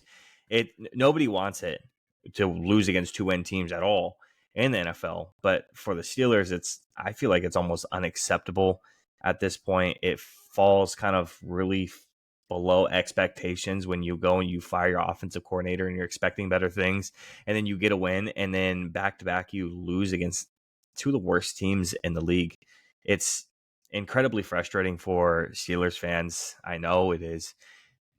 They hit their low point in week 13 against the Arizona Cardinals, and then the New England Patriots turn around and Bailey Zappi turns into prime Tom Brady, and he does his thing, right? So what are your thoughts on that? I'm very, very excited to see Mike Tomlin as the head coach of the Los Angeles Chargers next year and what he can bring to the table. I think it's over in Pittsburgh. I also think it's Mm, over in New England. I Congratulations, you've had the same three coaches for the last 67 years. I'm very proud of you as a franchise. But if you look at the trend yep. the NFL is going, is Mike Tomlin's a great motivator, man. But when everything is going wrong, when things go bad for the Cowboys offense, Mike McCarthy changes it up. He switches his game plans. He calls a different play. When things are going Right. bad for the 49ers, Kyle Shanahan switches it up and they call a different play.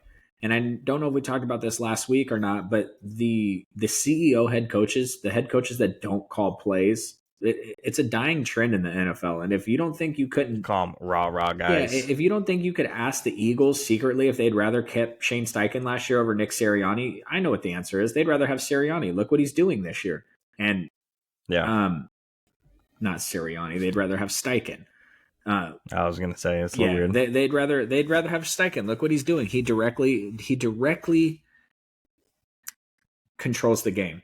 Mike McDaniels in Mm-hmm. Miami, he directly controls the game. When shit starts hitting the fan in Pittsburgh, what does Mike Tomlin do? Oh, should I call a timeout right now? And that's why you build up the staffs. That's why you have the Right. staffs. But when your staffs keep getting stolen from year after year, the 49ers don't even have an offensive coordinator this year. They don't have a named Yeah. offensive coordinator. They have a QB coach, which is Brian Greasy, but our staff has been stolen from year after year. Our front office has been stolen year after year, and we're still the cream of the crop in the NFL because their head Yeah. coach calls plays. Yep. Mike McCarthy calls plays. You can't you could take the Cowboys offensive coordinator. That didn't obviously work out very well. So I think for teams like the Steelers, now the Vikings are a different situation because their head coach calls the plays. But Right. I think Mike Tomlin has enough of equity built up in him that he'll get another job. Obviously, I think if he got fired tomorrow, he'd be hired the next day. Like I said, I think I could see him Yep. in LA. But teams are merging away from that because when everything shit hits the fan and things go wrong, these coaches don't have as much oomph as they used to because the players come in, their bodies are ready. They have their own Yeah. nutritionists. They have their own chefs. They don't Yep. need a rah-rah to get them in shape and get them ready.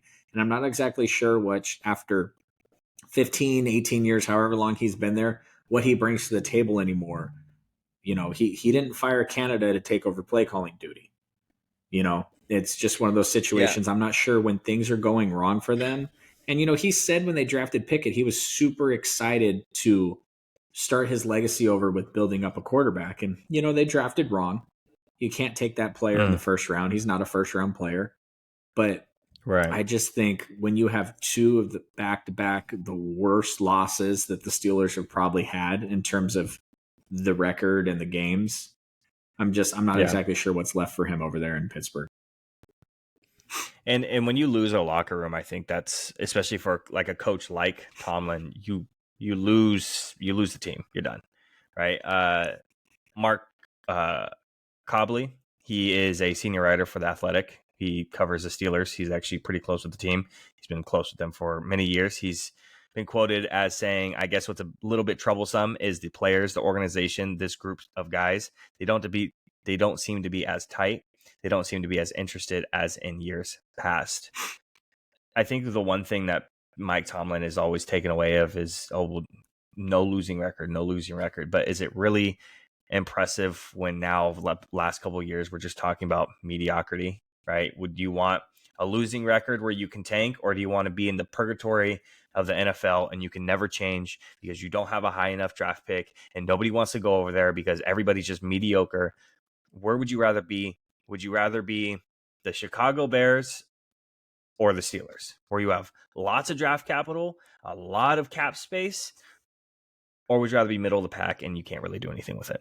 No, I mean, the thing about both those franchises is they have a dedicated fan base. You're not worried about selling out your stadium. You definitely want to be the Bears. Who you don't want to be? You don't want to be the Panthers. You don't have a pick, you suck, and you have no draft stock. Like that team is in trouble, especially down there in Carolina. But franchise quarterbacks only come around, true franchise quarterbacks. Obviously, Dak Prescott, 4th round pick, right? Not 3rd, 4th. Brock Purdy, Mr. Irrelevant, things like that. The Steelers, maybe they go out and get Kirk Cousins. Yeah. But it's a Band-Aid over a machete, slash on their chest. It's what it feels like. But the Steelers are also not the prototypical team that's going to blow everything up and build over from the start. They've been the cream of the crop in the AFC for many, many years, and it feels like that's a team that's going to continue to retool instead of rebuild. And those are big distinguishing things with NFL franchises, is some continue to retool and some will blow it up and rebuild. And I just don't see the Steelers rebuilding. I think they'll try to retool. And some of the franchises fail at that, right? I mean, we see Tom Brady leave the Patriots, right? And what is Bill Belichick do, right? He tries to retool. They go out, they get Mac Jones. Cool, great. Not sure what that's going to do, but then you go out and you get other offensive weapons like Jonnu Smith and who was the other tight end that they got same offseason? Hunter Henry, Jonnu Smith. So they were going out and they're trying to get offensive weapons for him, and they're trying to build it around. They're trying to retool, right? They're trying to reload, not rebuild. And it's not worked. A lot of it falls on the quarterback play, obviously. But you did mention Mike Tomlin, Chargers. Where does Bill Belichick go, though? Because I have an interesting theory on where I think he might go. I think he has to go somewhere where a strong front office is in place. I think another trend in the NFL that's going away is this head coach being the GM type thing. It doesn't work. It doesn't work out. It doesn't work out in a lot of places. Now, a lot of people are confused on this. The 49ers have a GM, but Kyle Shanahan's the boss. You know what I mean? I guarantee you that John Lynch at the time wasn't super hyped to trade away half our draft closet for Christian McCaffrey. But Kyle Shanahan had the final decision on that. Kyle Shanahan is the one that made us trade up for Joe Williams. I know you probably don't know who that is because he's not in the league anymore. Who is the wide receiver? Dante Pettis. Speaking of Dante Pettis, Jake Browning's wide receiver in college, him and John Ross. Kyle Shanahan made all these decisions because he's the boss. But we have a general manager. This whole Bill Belichick thing where he's the general manager and there's nobody in the building that can walk up to him and say, hey, Max sucks. Maybe we shouldn't go this route. I don't think you're not going to see that too much more going forward. So I think wherever Bill lands, he ends up with a very strong front office. I also think you're going to see Josh McDaniels as his offensive coordinator again, unless Josh just doesn't want to coach, because I think Josh has proven that offensive coordinator wise, he's really good. I think it's a fitting wrap up to the debate that has plagued, been the last 10 years of the Brady Belichick thing. Clearly, everything that stood in Brady's way is the greatest of all time. First, it was Peyton Manning, and then it was, oh, well, it's just Belichick. All that's been handled. All that's been finalized. He's the greatest of all time, and it was him all along. As far as a landing spot for Bill Belichick, I don't know. Everything that's up in the air, man. I just love the Raiders. I love all these players to the Raiders. I love Jim Harbaugh to the Raiders. I love Bill Belichick to the Raiders. I don't think Bill Belichick's going to Las Vegas, so that's probably not going to be it.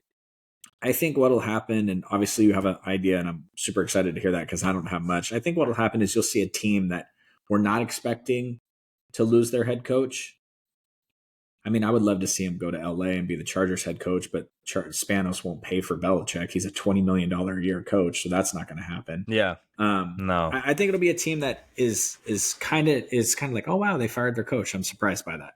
Might be where he ends up. Yep, and that's where exactly I'm going right now. Okay. Just don't say Tennessee. You're going to say Tennessee? They better not fire him. He's not going West Coast. He's staying East Coast. He's actually a very spiteful man, and he wants to stick it to Robert Kraft, and he wants to beat him twice a year. He's going to Buffalo. Oh, really? He's going to Buffalo. He's going to Buffalo. So, and the thing is you talked about McDaniels following him around, right? Where's that offensive coordinator? He's gone, right? McDermott might have the whole, oh, he's safe, he's all good. But one second. Apparently my do not disturb doesn't work when my sister's calling me for some reason. That's awesome. So freaking show. Let me timestamp that real quick. Yeah, I know. Thanks. I appreciate that. So I think that with McDermott, I know that the media says, hey, he's safe, right? We're going to go out there and we're going to say Sean McDermott is not on the hot seat. He's all solid.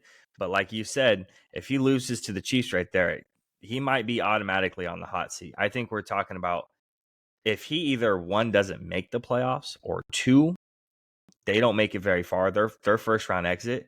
I think that Bill Belichick is the type of guy who doesn't want to move around. He doesn't want to go West Coast. I think he stays in a place he's very familiar in playing in, a very familiar environment, a very familiar setting in terms of where he wants to live. I don't think he wants to move. And I think he wants to play the same teams. And I think he wants to be spiteful. And I think he wants to go, I'm going to beat you twice a year. He also does not want to retool, and he does not want to rebuild. No. So I not at all. Honestly love the idea of that, especially considering the fact that defense already has pieces, and you just need an offensive coordinator to put it together for Josh Allen. And yep. Now I will say this. I think that it's going to take draft capital to get Belichick. And I don't know if they would trade him to the Bills, man. So I do not see, they came out earlier this offseason that they signed him to an extension. They're going to fire him. Are they going to part ways with him? Or are they going to trade him? I just saw a report. It was a rumor. There's this page that I follow on Instagram. Shout out NFL Preem. They come out with like a bunch of news super duper earlier than ESPN and all those other guys, and they come out with a bunch of rumors that are actually pretty spot on a lot of the times. It's expected that they're supposed to part ways and that he's supposed to get released. Okay. So that's the rumor mill right now. Currently, that's the expectation. He's going to get released at the end of the season, regardless of what happens the rest of the season or what the plan is. He's getting released. I think that he's proven that he's not the draft guy that we think he is, and they're in lockstep for one of those picks up there. And I don't know what they're going to do if they come up with the 4th or 5th pick, because I don't think Bo Nix or Michael Penix or any of those guys are that high. I think it's Caleb and it's Drake May, and then, but if the Cardinals come in second, they're not moving off Kyler Murray, so maybe the 3rd or 4th pick is high enough. We'll see. I love that. I mean, I love the Bills because we don't I have to play think them every year, so I'm not worried about that. But I think that's the perfect segue to bring up Bo Nix, bringing up Michael Penix. Let's shift to our next three topics are going to be all about college. I want to talk about the Heisman a little bit, and this is one I want to kind of turn to you a little bit about the Heisman. I want to jump in on the next topic, super heavy, but the Heisman, go ahead and talk to me about it. Was the Heisman choice the correct choice for the season, or did they get it wrong? I was I was okay with it. I really was. Um, the thing about the thing, I mean, let's go through the finalists. It's weird how we're having this conversation about the Heisman. We're also kind of having this conversation about the NFL MVP. But, you know, Mm-hmm. Marvin Harrison Jr. was a good player this year, but he wasn't, everybody knows what he's going to do, but he didn't tear the world down by any stretch of the imagination. And Jaden Right. Daniels, um, the voting wasn't even close. He ran away with it. I think a lot of times the thing with college football is the people that are on TV the most are the ones that end up winning. And Yeah. it kind of went a different route this year with an LSU quarterback winning. So I can't sit here and tell you, hey man, I watched Jaden Daniels play 10 times. I watched Caleb play 10 times. I watched Drake May play a bunch. I watched Marvin Harrison Jr. a bunch. I watched Shador a bunch. I didn't watch a ton of Jaden Mm-hmm. Daniels, but Right. just going back on the highlights and looking at it, I think it's okay to kind of have it be a little different every once in a while. College football is in a huge transitionary period right now, and moving forward into what it's going to look like going forward. They have a massive controversy right now with that college football playoff. They're talking about litigation and suing and all this other crazy crap, which is probably again just good for college football because the controversy creates cash. That's an old Eric Bischoff line from WWF back in the day. Controversy creates cash, but I think that it was fine. It was fine. I mean, Yeah. he Yep. his the I statistics were agree. good. It just wasn't, you know the one thing that I'm, how many weeks ago, 6 7 weeks ago, did that whole Caleb Williams might come back to school thing disappear? As soon as he started like Yeah. not destroying everyone he was playing, all of a sudden it's like, oh yeah, no, he's gonna go off to the NFL because this sucks. Nobody wants to watch this. So I think it was cool to have new blood in there. I Yeah. like when players win and it's not their year they're coming out. I like when we get Heisman winners like we did last year, where now we get to see them again next year. You know, I think Yeah. I think there's a certain somebody down there in Texas that everybody thinks is going to be in the running for it the next couple of years, and everybody's kind of hoping that he's going to be amazing because we want to crown him today, and we'll see how that goes. But I like when players win the award and then we get to see him the next year to see how they can build on it. Because all right, congratulations, Yeah. you have a Heisman. Now let's see him build on it if you have an NFL career. And talking about, people teasing returning back to college and then also being in that Heisman conversation as well. Marvin Harrison Jr. considering returning back to Ohio State. I think the only thing that is really moving him and pushing him in that direction is just he hasn't played in a win over Michigan. Suffering an injury in the third quarter of the 2022 Peach Bowl against its Georgia 2, preventing him from closing out the only college football playoff game that Ohio State played in his career too. So I think some of that's holding him back a little bit. I know there's that whole his NIL deal is between 20 to 30 million, but I've also heard that is 100% false and it's not anywhere close to that. I don't think that there's any doubt that this kid is a top 3 draft pick undoubtedly. Wherever he goes, I think he's gonna make an impact, right? I think that's kind of where everyone stands right now. And with me not watching a ton of college football until around the draft, and I start watching a ton of film in a very short amount of time, but from what I've seen from Marvin Harrison Jr., just because I end up watching all 22 film from uh like guys coming out from last year, played on Ohio State, he just pops. He's the guy that pops every single year. What I would consider impressive wise is when we were sitting here a couple of years ago talking about Jordan Davis, right? I'm watching film for Georgia, for Jordan Davis specifically, and the guy who pops every single time is Jalen Carter.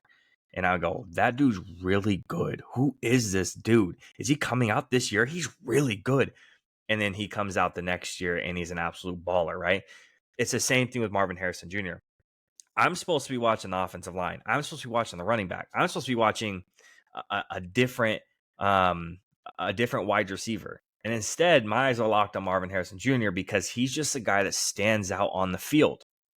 That's what I kind of equate it to, is me watching Jordan Davis, but then Jalen Carter's popping, me watching anyone on Ohio State, and Marvin Harrison Jr. is popping. So I don't think the right move is going and returning to Ohio State. Obviously, he's going to make his decision. A lot of guys have super big loyalty to their colleges over, obviously, like, it's a big difference between like the NFL, right? In the NFL, it's whoever you're playing for, that's your favorite team, but they can always look back at their college and be like, yo, I'm Ohio State until the day I die type thing. So I think that's one thing that is the difference between college and the NFL. And I'm not sure how much he's going to weigh that. I personally, I'm with you on the film. It's kind of funny that you brought up that situation, because I think we both had the same conversations about those two players. It's the same thing for me. Mm-hmm. Last year with the 49ers not having a first round pick, I wasn't in it too much, but I was kind of watching just to, watching a lot of film just to put my rankings together. But it was the year prior, and it was same team, man. It was Jackson Smith and Jigba. I was like, this freaking kid is like legit. And then, of course, the Seahawks draft him, and thankfully they've not used him well at all this year. But I'll be honest with you, I put zero stock in the Marvin Harrison thing going back to school. I put zero stock in that even potentially being a possibility. I think that you have to remember that these are kids and they're on this college campus and they're being pressured by adults and a whole bunch of things, and there's a whole bunch going on, and the season's basically over, and he still has a long time before draft season and all that stuff. So I think he kind of just doesn't want the spotlight on him right away. I could be wrong. I don't, that you're a top 5 pick, man. You cannot increase that. You cannot do any better. Yeah. And the wins against Michigan are like, Ryan Day may not even be their head coach next year. You're going to run it back with a whole new head coach. You know what I mean? I don't see that. I think that honestly would be crazy, because you can't get better than. I haven't looked at mock drafts in a minute, but I guarantee you, if I pull one up, just because we're sitting here talking about it, I'll pull one up, and we're going to look at. I won't even look at wide receivers rankings. I'm just going to pull up the first mock draft that I can find. And I would almost be willing to bet you, as I click into it, and shout out Tankathon, one of my favorite websites, because they have NBA, NFL, they have MLB on there, but nobody actually pays attention to that. And just going in there and clicking at that, they have Marvin Harrison Jr. third to the Cardinals after Caleb Williams and Drake May go off the board. So it's one of those things where you have the first non-quarterback, and it doesn't matter if you're the better player, the quarterback's getting taken first. Kyler Murray went over Nick Bosa. I think the Cardinals would switch that every day of the week. You're the number one player off the board that's not a quarterback. You can't get any better than that. Why would you go back to school? Unless they're paying him $30 million in NIL, which, again, I saw that also, and I saw like 10 people come out and dispute that right away, that wasn't true. I think the NIL money, we can talk about this later, maybe this offseason, but that stuff is going to start coming back down, because there's a booster out there somewhere that's paying a left tackle like $6 million this year, and they're like, hey, he sucks. Why am I paying him this money? So we're going to see that NIL money start dropping down a little bit. But I don't put any stock in him going back to school. I guess anything's possible, but that hasn't happened in so long, and all of a sudden this year has been talked about a bunch. There's no chance, man. You're a top 3 pick.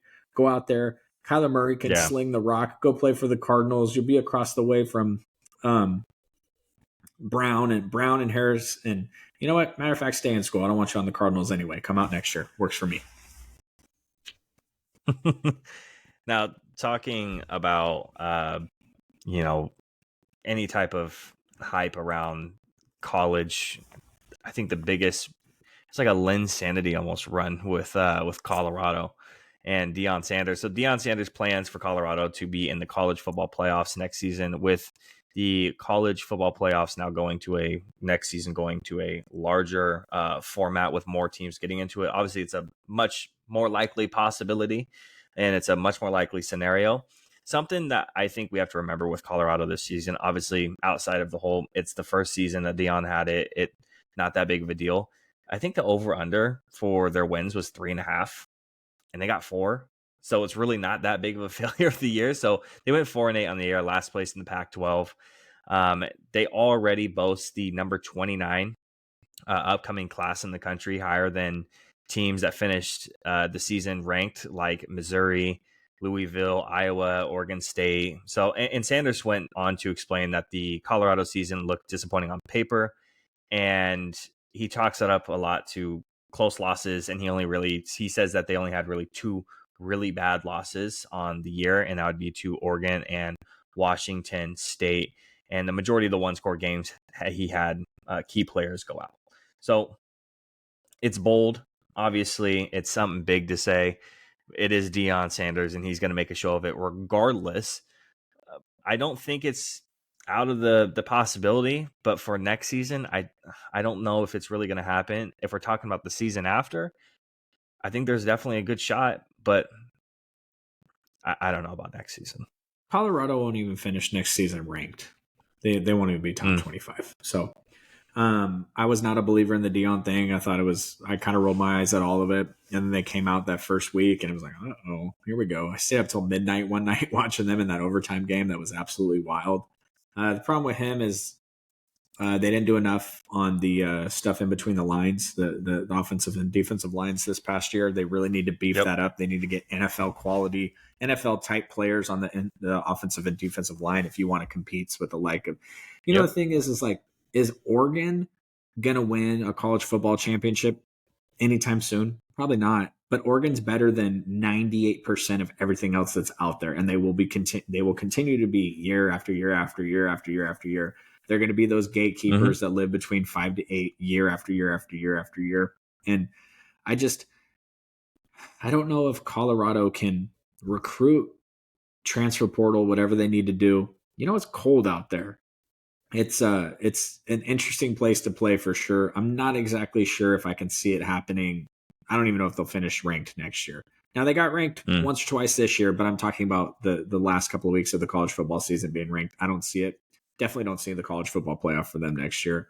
I am excited about the college football playoff. I think that just because you take it from 4 teams, if you expand it, I don't think the drama goes away. I think that the drama just extends out because now there's more and more like fringe teams, because it's really easy for us to sit here and say, who are the top 4 college programs in the college football? It's easy to say that because who's elite.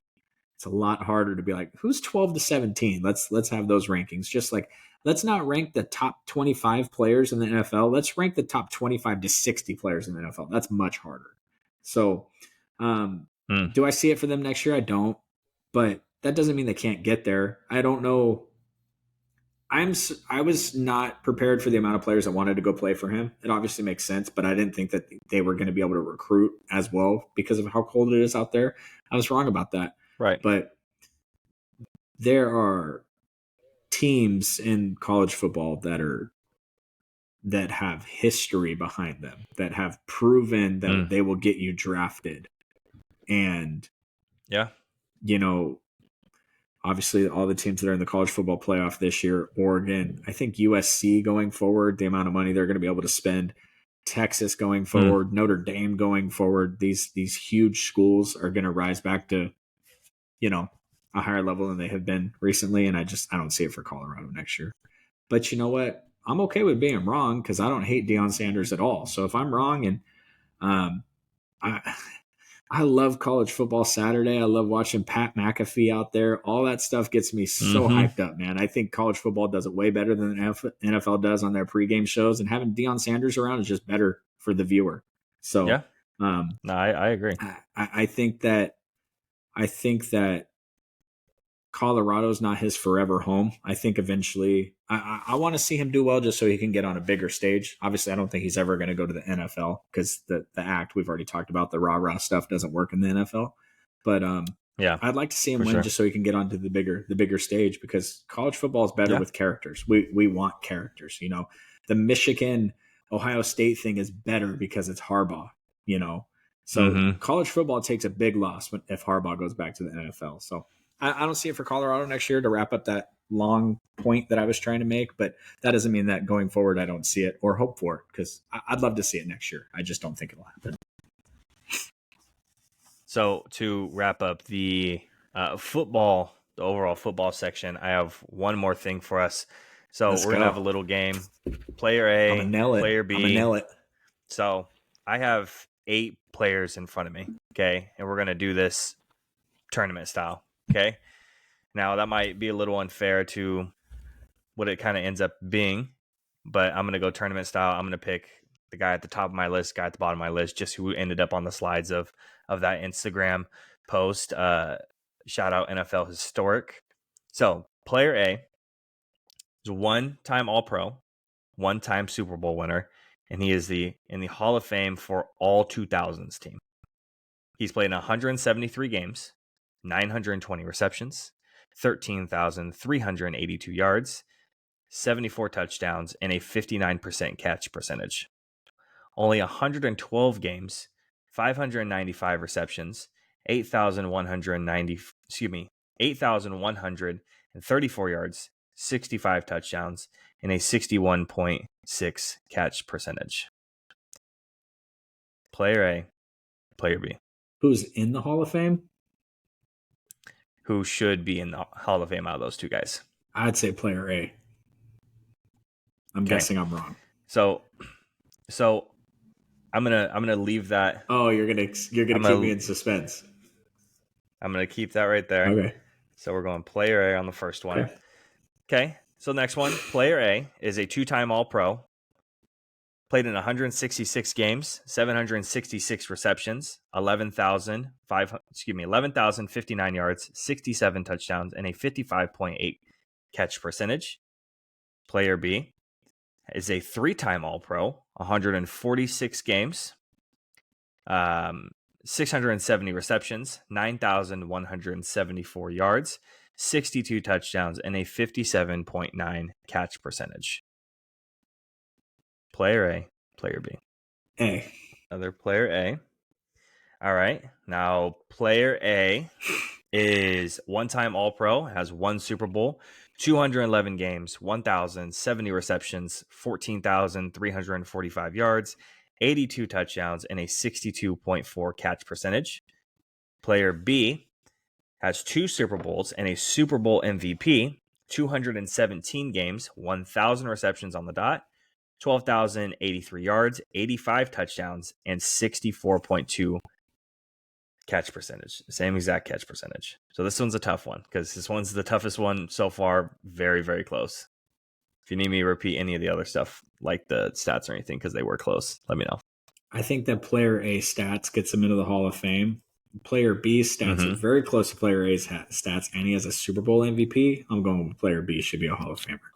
I'd like to go back to the past 5 years back and look at who's won the Super Bowl MVPs and say who's not in the Hall of Fame. I imagine that's pretty small.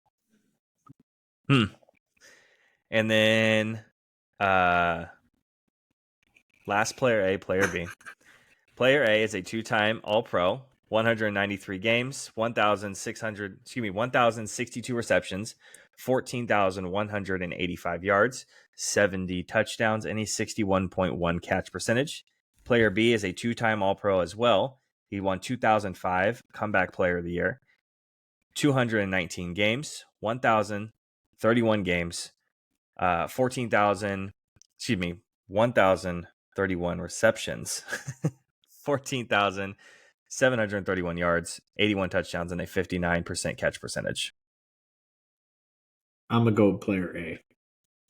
But I think I would have picked player B if you hadn't told me that he'd won Comeback Player of the Year, because I feel like that means that he fell off a little bit or he had a really bad injury. Okay, so you picked the 4 And I want to narrow it down to two guys. Okay.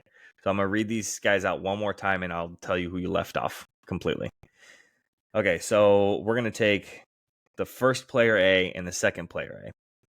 So player A has one All-Pro, one Super Bowl, Hall of Famer of the All 2000s team, 173 games, 920 receptions, 13,382 yards, 74 touchdowns, and a 59% catch percentage. The last player A was a two-time All-Pro, 193 games, 1,602 receptions, 14,185 yards, 70 touchdowns, and a 61.1% catch percentage. The second one. So this player is going to the Hall of Fame. And we have, let's see, this was this player A, and this was player B. Okay, so player A is a two-time All-Pro, 166 games, 766 receptions, 11,059 yards, 67 touchdowns, 55.8% catch percentage. And then player B was the two-time Super Bowl winner with the Super Bowl MVP, 1,000 receptions, 12,000 yards, 85 touchdowns, 64.4 catch percentage. Okay. So you just inducted Andre Johnson and Hines Ward. Oof. And you left out Torrey Holt, Chad Johnson, Reggie Wayne, Steve Smith, Herman Moore, and Sterling Sharp. I did okay. It's not bad. I think the only one that's egregious is so the final four players that you got down to was Torrey Holt. Let's see, it was Torrey Holt. It was Chad Johnson. It was Hines Ward. And it was Andre Johnson. Those were the final four that you got down to. So Sterling Sharp was the one with the low numbers, was the low player B numbers. Herman Moore was the second player B with 670 games, 9,000 yards, 62 touchdowns. Steve Smith was the comeback player of the year. That makes sense. I think the only two misses there is Reggie Wayne being left out of the top four. And then just Torrey Holt being left out. That's the only thing. But I'm not mad. You don't think Chad Johnson is a Hall of Famer? Out of this group, I'm taking most of these guys over Chad Johnson. Okay, most of them. It's an interesting. When you said who I had put in the Hall of Fame, I was like, I don't know about that. But then you read off the rest of them. I was like, I did all right. Like Andre Johnson. Yeah. he threw hands at Cortland Finnegan. That was a great moment for us. I love that. Yep. Matt Schaub. Right. He did all that with Matt Schaub. So let's shift gears and let's talk about the three topics that we have for the NBA. Can I make one more Hall of Fame point? You're going to disagree with? Can we get my man Patrick Willis in, please? I don't know about all that. I think that's a good conversation for another time. He's not one of the greatest linebackers of all time. You don't think? Don't Hall of Famers tell me about he didn't play long enough. Short I'm careers. just saying. I mean, it's really difficult because I think that I didn't watch a lot of the Niners and in general a lot of football when Patrick Willis was prime. But I was able to see, weirdly enough, I saw a lot of Megatron. Talk about two guys with short careers and had really, really, really high highs. I think Megatron at his very, very peak we're talking about a guy who's top 5 all time. I think with the level of how good linebackers have been in the past, I don't know if I can put Patrick Willis top 5 at his prime. I'd have to look back. I have a couple of guys off the top of my head who are monsters at the linebacker position. He's probably somewhere between 6 to 10. So probably my immediate reaction is no. But if I sit down and look at the numbers and crunch everything and look at the reality of it, maybe. It's so hard. It's so hard for linebackers to make it. Yeah. And I view it from a like a looking at the here and now thing. If Patrick Willis can't get in the Hall of Fame, then Fred Warner sure can't, in my opinion. So I don't know if you ever go on to. You know what? Okay, here, let me say this. Let me say this real quick. I would put him in only because of what you just said about the here and now, and I'd put him in because I'd put Luke Kuechly in. Do you mess around with Pro Football Reference at all? Yeah, that's where I grabbed all the information. They have the compare thing. Well, they have a Hall of Fame monitor, and they kind of they kind of rank these players on if they're Hall of Fame worthy or not. And I really like using it because like arguing Eli Manning and Phillip Rivers, but you have to have a 108.77 inside linebacker score to make the Hall as an inside linebacker. Patrick Willis is 110.60. He's the 7th best inside linebacker of all time, according to Pro Football Reference. And what did you say you thought he was? 6-13? So you're right there. 6-10? 6-10. So yeah. I'd like to go back and actually look at where they have Navarro Bowman, because that would be an interesting exercise, but that'll be a pod for another day. And I want to talk about the Detroit Pistons and the San Antonio Spurs. So moving on. So let's talk about the NBA end season tournament, because it just ended this past week. The Lakers, I find it kind of fitting, just considering league history and whatnot, won the NBA's first end season tournament, beating the Indiana Pacers 123-109. Anthony Davis in that game finished with 41 points, 20 rebounds, 4 assists, 5 blocks. James LeBron, the king himself, ended up with 24 points, 11 rebounds, 4 assists, 2 steals, and then he gets the MVP for the tournament as well. I think he averaged 26, almost 27 points a game, about 7.5 assists, 8 rebounds was roughly where he was sitting last I checked. They went 7-0. They went undefeated in the tournament, beating the Suns, Grizzlies, Trailblazers, and the Jazz in the group play. And then they beat the Suns in the quarterfinal, Pelicans in the semifinals, and then the Pacers in the championship. So each one of those players gets $500,000 apiece.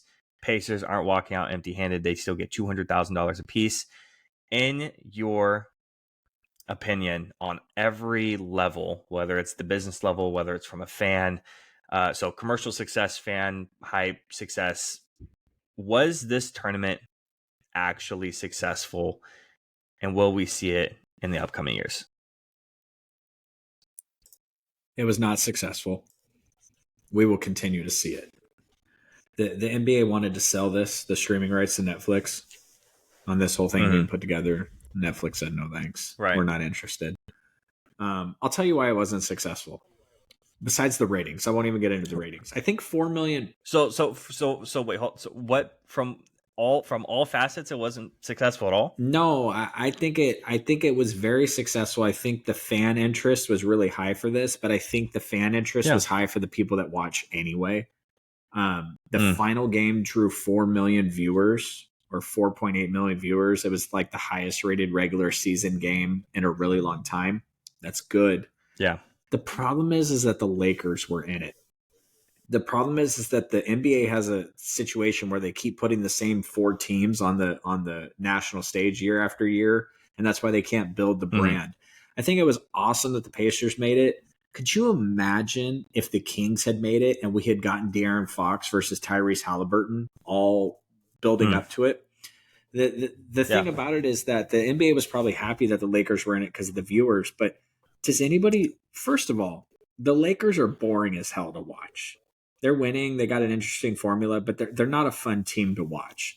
I watch the Sacramento Kings play every night. They had the best offense in NBA history last year in terms of offensive rating, and they're on that pace to do really good again. They just broke a single season franchise record for 3-pointers the other night against the Brooklyn Nets, smashed them, and then laid an egg against the Clippers, but that happens on back-to-backs. Yeah. I just don't think that I don't think that they drew any new eyeballs with it. And I think it was exciting for NBA fans, and I think that it may have made them more money. But the whole reason why they put it together was because their TV rights contract is up, and they want more money, and they're going to get less. Adam Silver has lost viewership as his time of commissioner. He's driven people away from the game.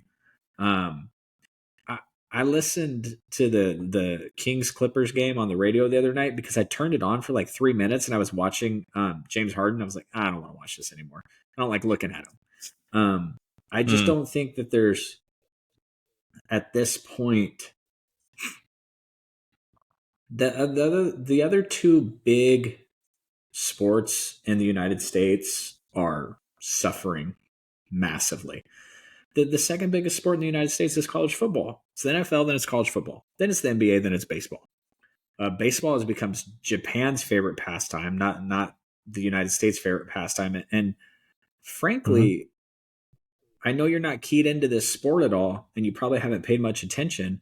But the PGA Tour has been ripped to shreds by this Saudi-backed live tour that's popped up. I've heard about it. And someone big just signed with them or something, or John committed with Rahm, them. who's been the number one golfer, and they signed him to a massive amount of money because the PGA operates as a nonprofit, so they drum up, basically donations to pay the purses. The Saudis are going to do this. They're going to start a basketball league. It may not be this year, it may not be next year. And I'm going to be one of the first people that talks about it on a podcast. They're going to start a basketball league. They're going to pay these dudes all the money to come play for them. And the NBA is going to be in massive freaking trouble. I promise you. I'm gonna disagree. I'm gonna read you off just some numbers for the viewership. Okay. Local viewership for the group play games was up 20% from the games played last November. Any national games shot up 26% from last November. League Pass viewership for the 7 group play nights increased by 25%.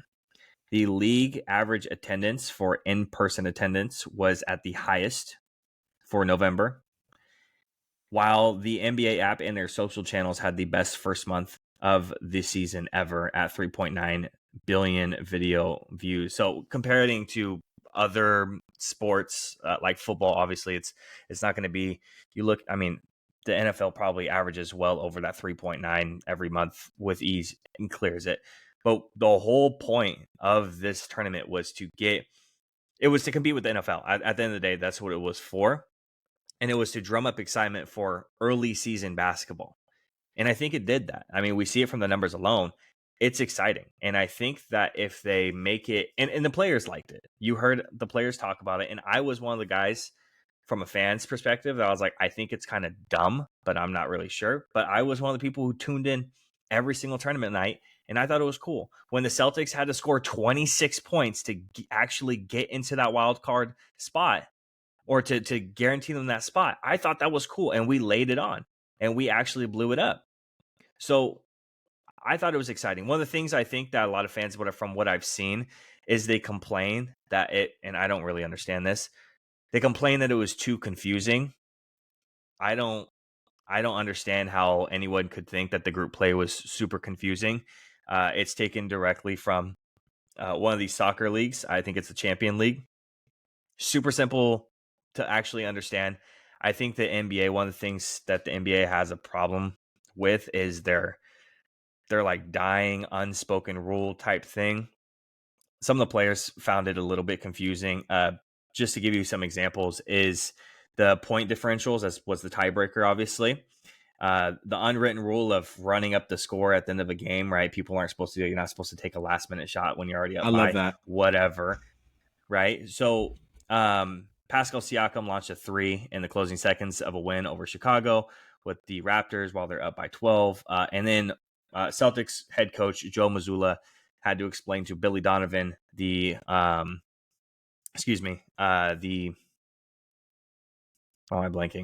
Chicago's head coach, why we were hacking Andre Drummond with a 32-point lead. It's because we're trying to lay it on, because we had to score as many points as possible, just in case somebody else from our own group had to go ahead and score more points than us. And then all of a sudden, instead of having to score 26 by the start of the game, we're having to score 38. So I didn't think we had any shot to actually get into it. I thought it was really exciting to watch, but people crying over the whole unspoken rule stuff. The players don't even really like it. They just do it because they do it. Paul George talked on this podcast. He was asked about that unspoken, unwritten rule type thing, and he thinks it's the dumbest thing ever. And who really cares? It truly is dumb. I think the in-season tournament was a success commercially because it did exactly what it was supposed to do, which was to drive up the views. I don't know if they're going to have the same success last year. They have to make changes, and I'm not sure what those changes are, but they have to make changes for it to be worth it to continue watching, because it was exciting, it was cool, but it's also like, oh, the NBA has something new, we have to watch it. It is something cool. I've heard some people say maybe you guarantee the in-season tournament winner a play-in spot. I've heard that one. I don't know how that would work logistically, but it would definitely make people play a little bit harder, definitely in the beginning of the season. And it would drive up viewership because it guarantees their team a play-in spot. If they don't make the playoffs, it guarantees them a play-in spot in that tournament at the end of the season. Driving up the stakes a little bit might bring in more viewership, but you don't want to do that too soon, because if you continually drive up those stakes, you're making everything else in the season pointless outside of the tournament and the playoffs. You can't drive up those stakes too much. I think where it is pretty good. A couple tweaks here and there will continue the viewership to grow a little bit over the years. That's my thoughts on it. I do think it's a success from commercially and from the fan standpoint. I'm a big NBA fan. I like watching the games. I thought the tournament was awesome when they announced it. But let's revisit this in 45 days. If the games after the play-in sink back down to normal viewership and they don't see an increase, if they can't sell the rights to Netflix or Hulu or any of these streaming documentaries, which was their number one goal, was to sell the rights to make money. Mm-hmm. You upped the importance of games in November. I see that. I get it. But if the December games fall and the January games fall back down to where they've been and they continue to decline as they have, then I don't think it exactly did what they wanted. I liked it. I watched it. It was awesome. But if you hike up the ratings of the November games and then the December and January games don't matter, just like they haven't, the NBA set out to find a way to stop the stuff that Greg Popovich made famous, extending the careers of Manu Ginobili and Tony Parker and the load management stuff. The reason why the NBA is suffering is because you turn the game on every night and the star players aren't playing, or you spend $300 to go to the game and LeBron James isn't playing. So yes, it did increase the ratings. Like I said, the finals was 4.8 million or something. It was a lot of viewers for them. Again, I think it would have been a lot more exciting if it had been two teams that weren't on the national stage all the time. But then again, if it hadn't been the Lakers, it probably wouldn't have drew 4.8 million. So we'll see. I hope they bring it back next year. I hope they continue to expand it and find a way to make their games meaningful. Right now, the NFL is in a position where every single one of their games matters, and the NBA and Major League Baseball is in a place where their games don't matter. They don't. So, I love the idea of making the play-in winner a guaranteed the in-season tournament. I think that's amazing. I think that makes it. Yeah. Because I mean, what do these guys need $500,000 for? I know the lower end players do, but those lower end players are playing hard every game anyway. They don't need, Right. So they're vying for a playoff spot and a starting spot. They're not. We can definitely bookmark that and come back to it. I'd like to see what the NFL, the NBA. Listen, if the rest of the months ratings are up 10 to 15%, if January's ratings are up 10 to 15%, massive success for the league. But I think there's a day of reckoning coming for the NBA with this new TV rights contract that's coming up. So we'll see. And I think talking about the in-season tournament, we got a pretty good, in general, this year. It's funny because he already had an all-star appearance. But it feels like with this early season performances and the in-season tournament performances, we're almost watching Tyrese Halliburton become just like taking it from you're an all-star to now you're an MVP caliber guy and you're top of the line. I thought the whole Dame versus Halliburton stuff was really funny. And if you don't know what I'm talking about for the viewers, Tyrese Halliburton did the Dame time. did the Dame time when they won over the Bucks, and Dame's quote kind of got blown out of proportion a little bit because they clipped it. The whole thing wasn't horrible. I think what most people saw was just the let's see what the whole quote was: for as many times as I've done it to people, I can't be upset when someone else does it to me. I think that there's also a sign of respect and acknowledgement for knowing my history and what I do. I don't mind it. It is what it is. But he also said, and he warned them to be humble. So I think the main thing is what people took out of it was be humble to Tyrese Halliburton while he did his celebration. So I think it's ridiculous. I think as many times as you've hit game-winning shots, you've done the Dame time thing, you've thrown in people's face, you can't say be humble to somebody else who does the exact same thing to you. You can't, especially from a guy who's leading the number one offense. He's averaging 26.9 points, 4.2 rebounds, and 12.1 assists. And he does a lot of this with being extremely proficient with not turning the ball over. I think Tyrese Halliburton is the hero, and I think every hero needs a villain. And I think Dame has been a hero for a really long time, and people wanted him out of Portland so he could expand his career and do something worthwhile. I mean, how exciting is a Pacers Bucks playoff series going to be with this behind it? So, it's good content for us, and I appreciate it. But also, I honestly I think it's awesome because we need more things to talk about than just Draymond and the Lakers. You know what I mean? So, and the thing about it is, I like the idea of, hey, Tyrese, can you not, bro? You haven't proved nothing. You won an insignificant game in an insignificant tournament in the middle of the season. You're not in the championship. You haven't made the playoffs. And I like the idea of Tyrese being like, all right, bro, it's March and April now. Now we're in the playoffs. Now I'm Dame timing you in the playoffs. What's up, bro? Like I like it for the storyline. I don't think that.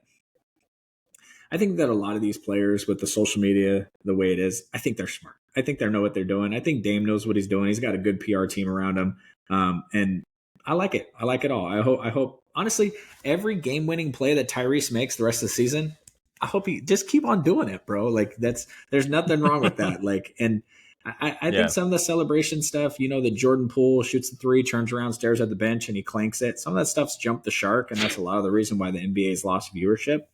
But the Tyrese is on his run right now as the hero, and he's going to need some good villains along the way. So if Dame wants to step up and be one of those, especially since they're in the same conference now, if we weren't going to see it the rest of the season, if he was still in Portland, it's just like insignificant, like a little squabble, some of the highest rated NBA games in the past 2 years have been the Kings Warriors games because those games have been so tightly contested. The NBA needs it. So as long as Dame's not being like a super sourpuss, and I saw some of the comments and the way he made them, and I was okay with the way he made them because he's acknowledging, hey, I've done it a lot, but be humble, young man, because I'm Damian Lillard and I got something for you. I love that. I think that's awesome. Right. All right. So last topic here. True or false? Are the Spurs purposefully tanking right now? They're not. I have a hard time thinking that they're not. Trey Jones is the only point guard on that team that's worth anything, really. It's really the only point guard on the team at all. And when he is on the court, he plays extremely well and gets the most out of Wemby and out of the court in general. But when you have a guy like Jeremy Sohan who's running the point and who doesn't have vision at all, he's like that point forward type player, and he doesn't have the ability to be the point forward type player, and you're continuously running him out there and you're continuously having to experiment. I get it. The beginning of the season, maybe you're like, let's try this out. Let's see how it runs. Let's see how it goes. But you're doing it over and over again. And then when you want to replace Sohan, you go out there and trot out, what's his name? Osman, CD Osman, like you're not that. Why? Because you felt like it, I don't understand what the vision is behind here with Popovich. There's more talent on the team this year than it was last year, but they're playing worse. they've had bad stretches, obviously. Uh, it feels like they're purposely tanking at the moment, and I don't know where they go right now. I don't know if they're doing it on purpose or not. I just don't see them convincing Greg Popovich to sign on for that. The NBA draft next year is not exciting at all. There's not another Wembyana. So I don't know what Yeah. they'd be tanking for. Right. There's no top 3. There's no top 2. There's no, like, it's all kind of just up in there. And obviously we haven't got to March and March Madness and all that other stuff. And stars will be born. I love it. But like, For sure. tanking for Zion and tanking for Wembyana, that stuff was talked about in the offseason before the NBA season even started. So if they are tanking, Oh, yeah. like, for me, I want to know the why. And to me, signing up Popovich for that, if you're going to put your team through a tank, get a you get a new guy in there. I don't see Greg Popovich signing up for that, and also damaging the confidence of your young phenom by actively doing something like that. That just seems stupid to me. But there could be more to the story, and we'll continue on.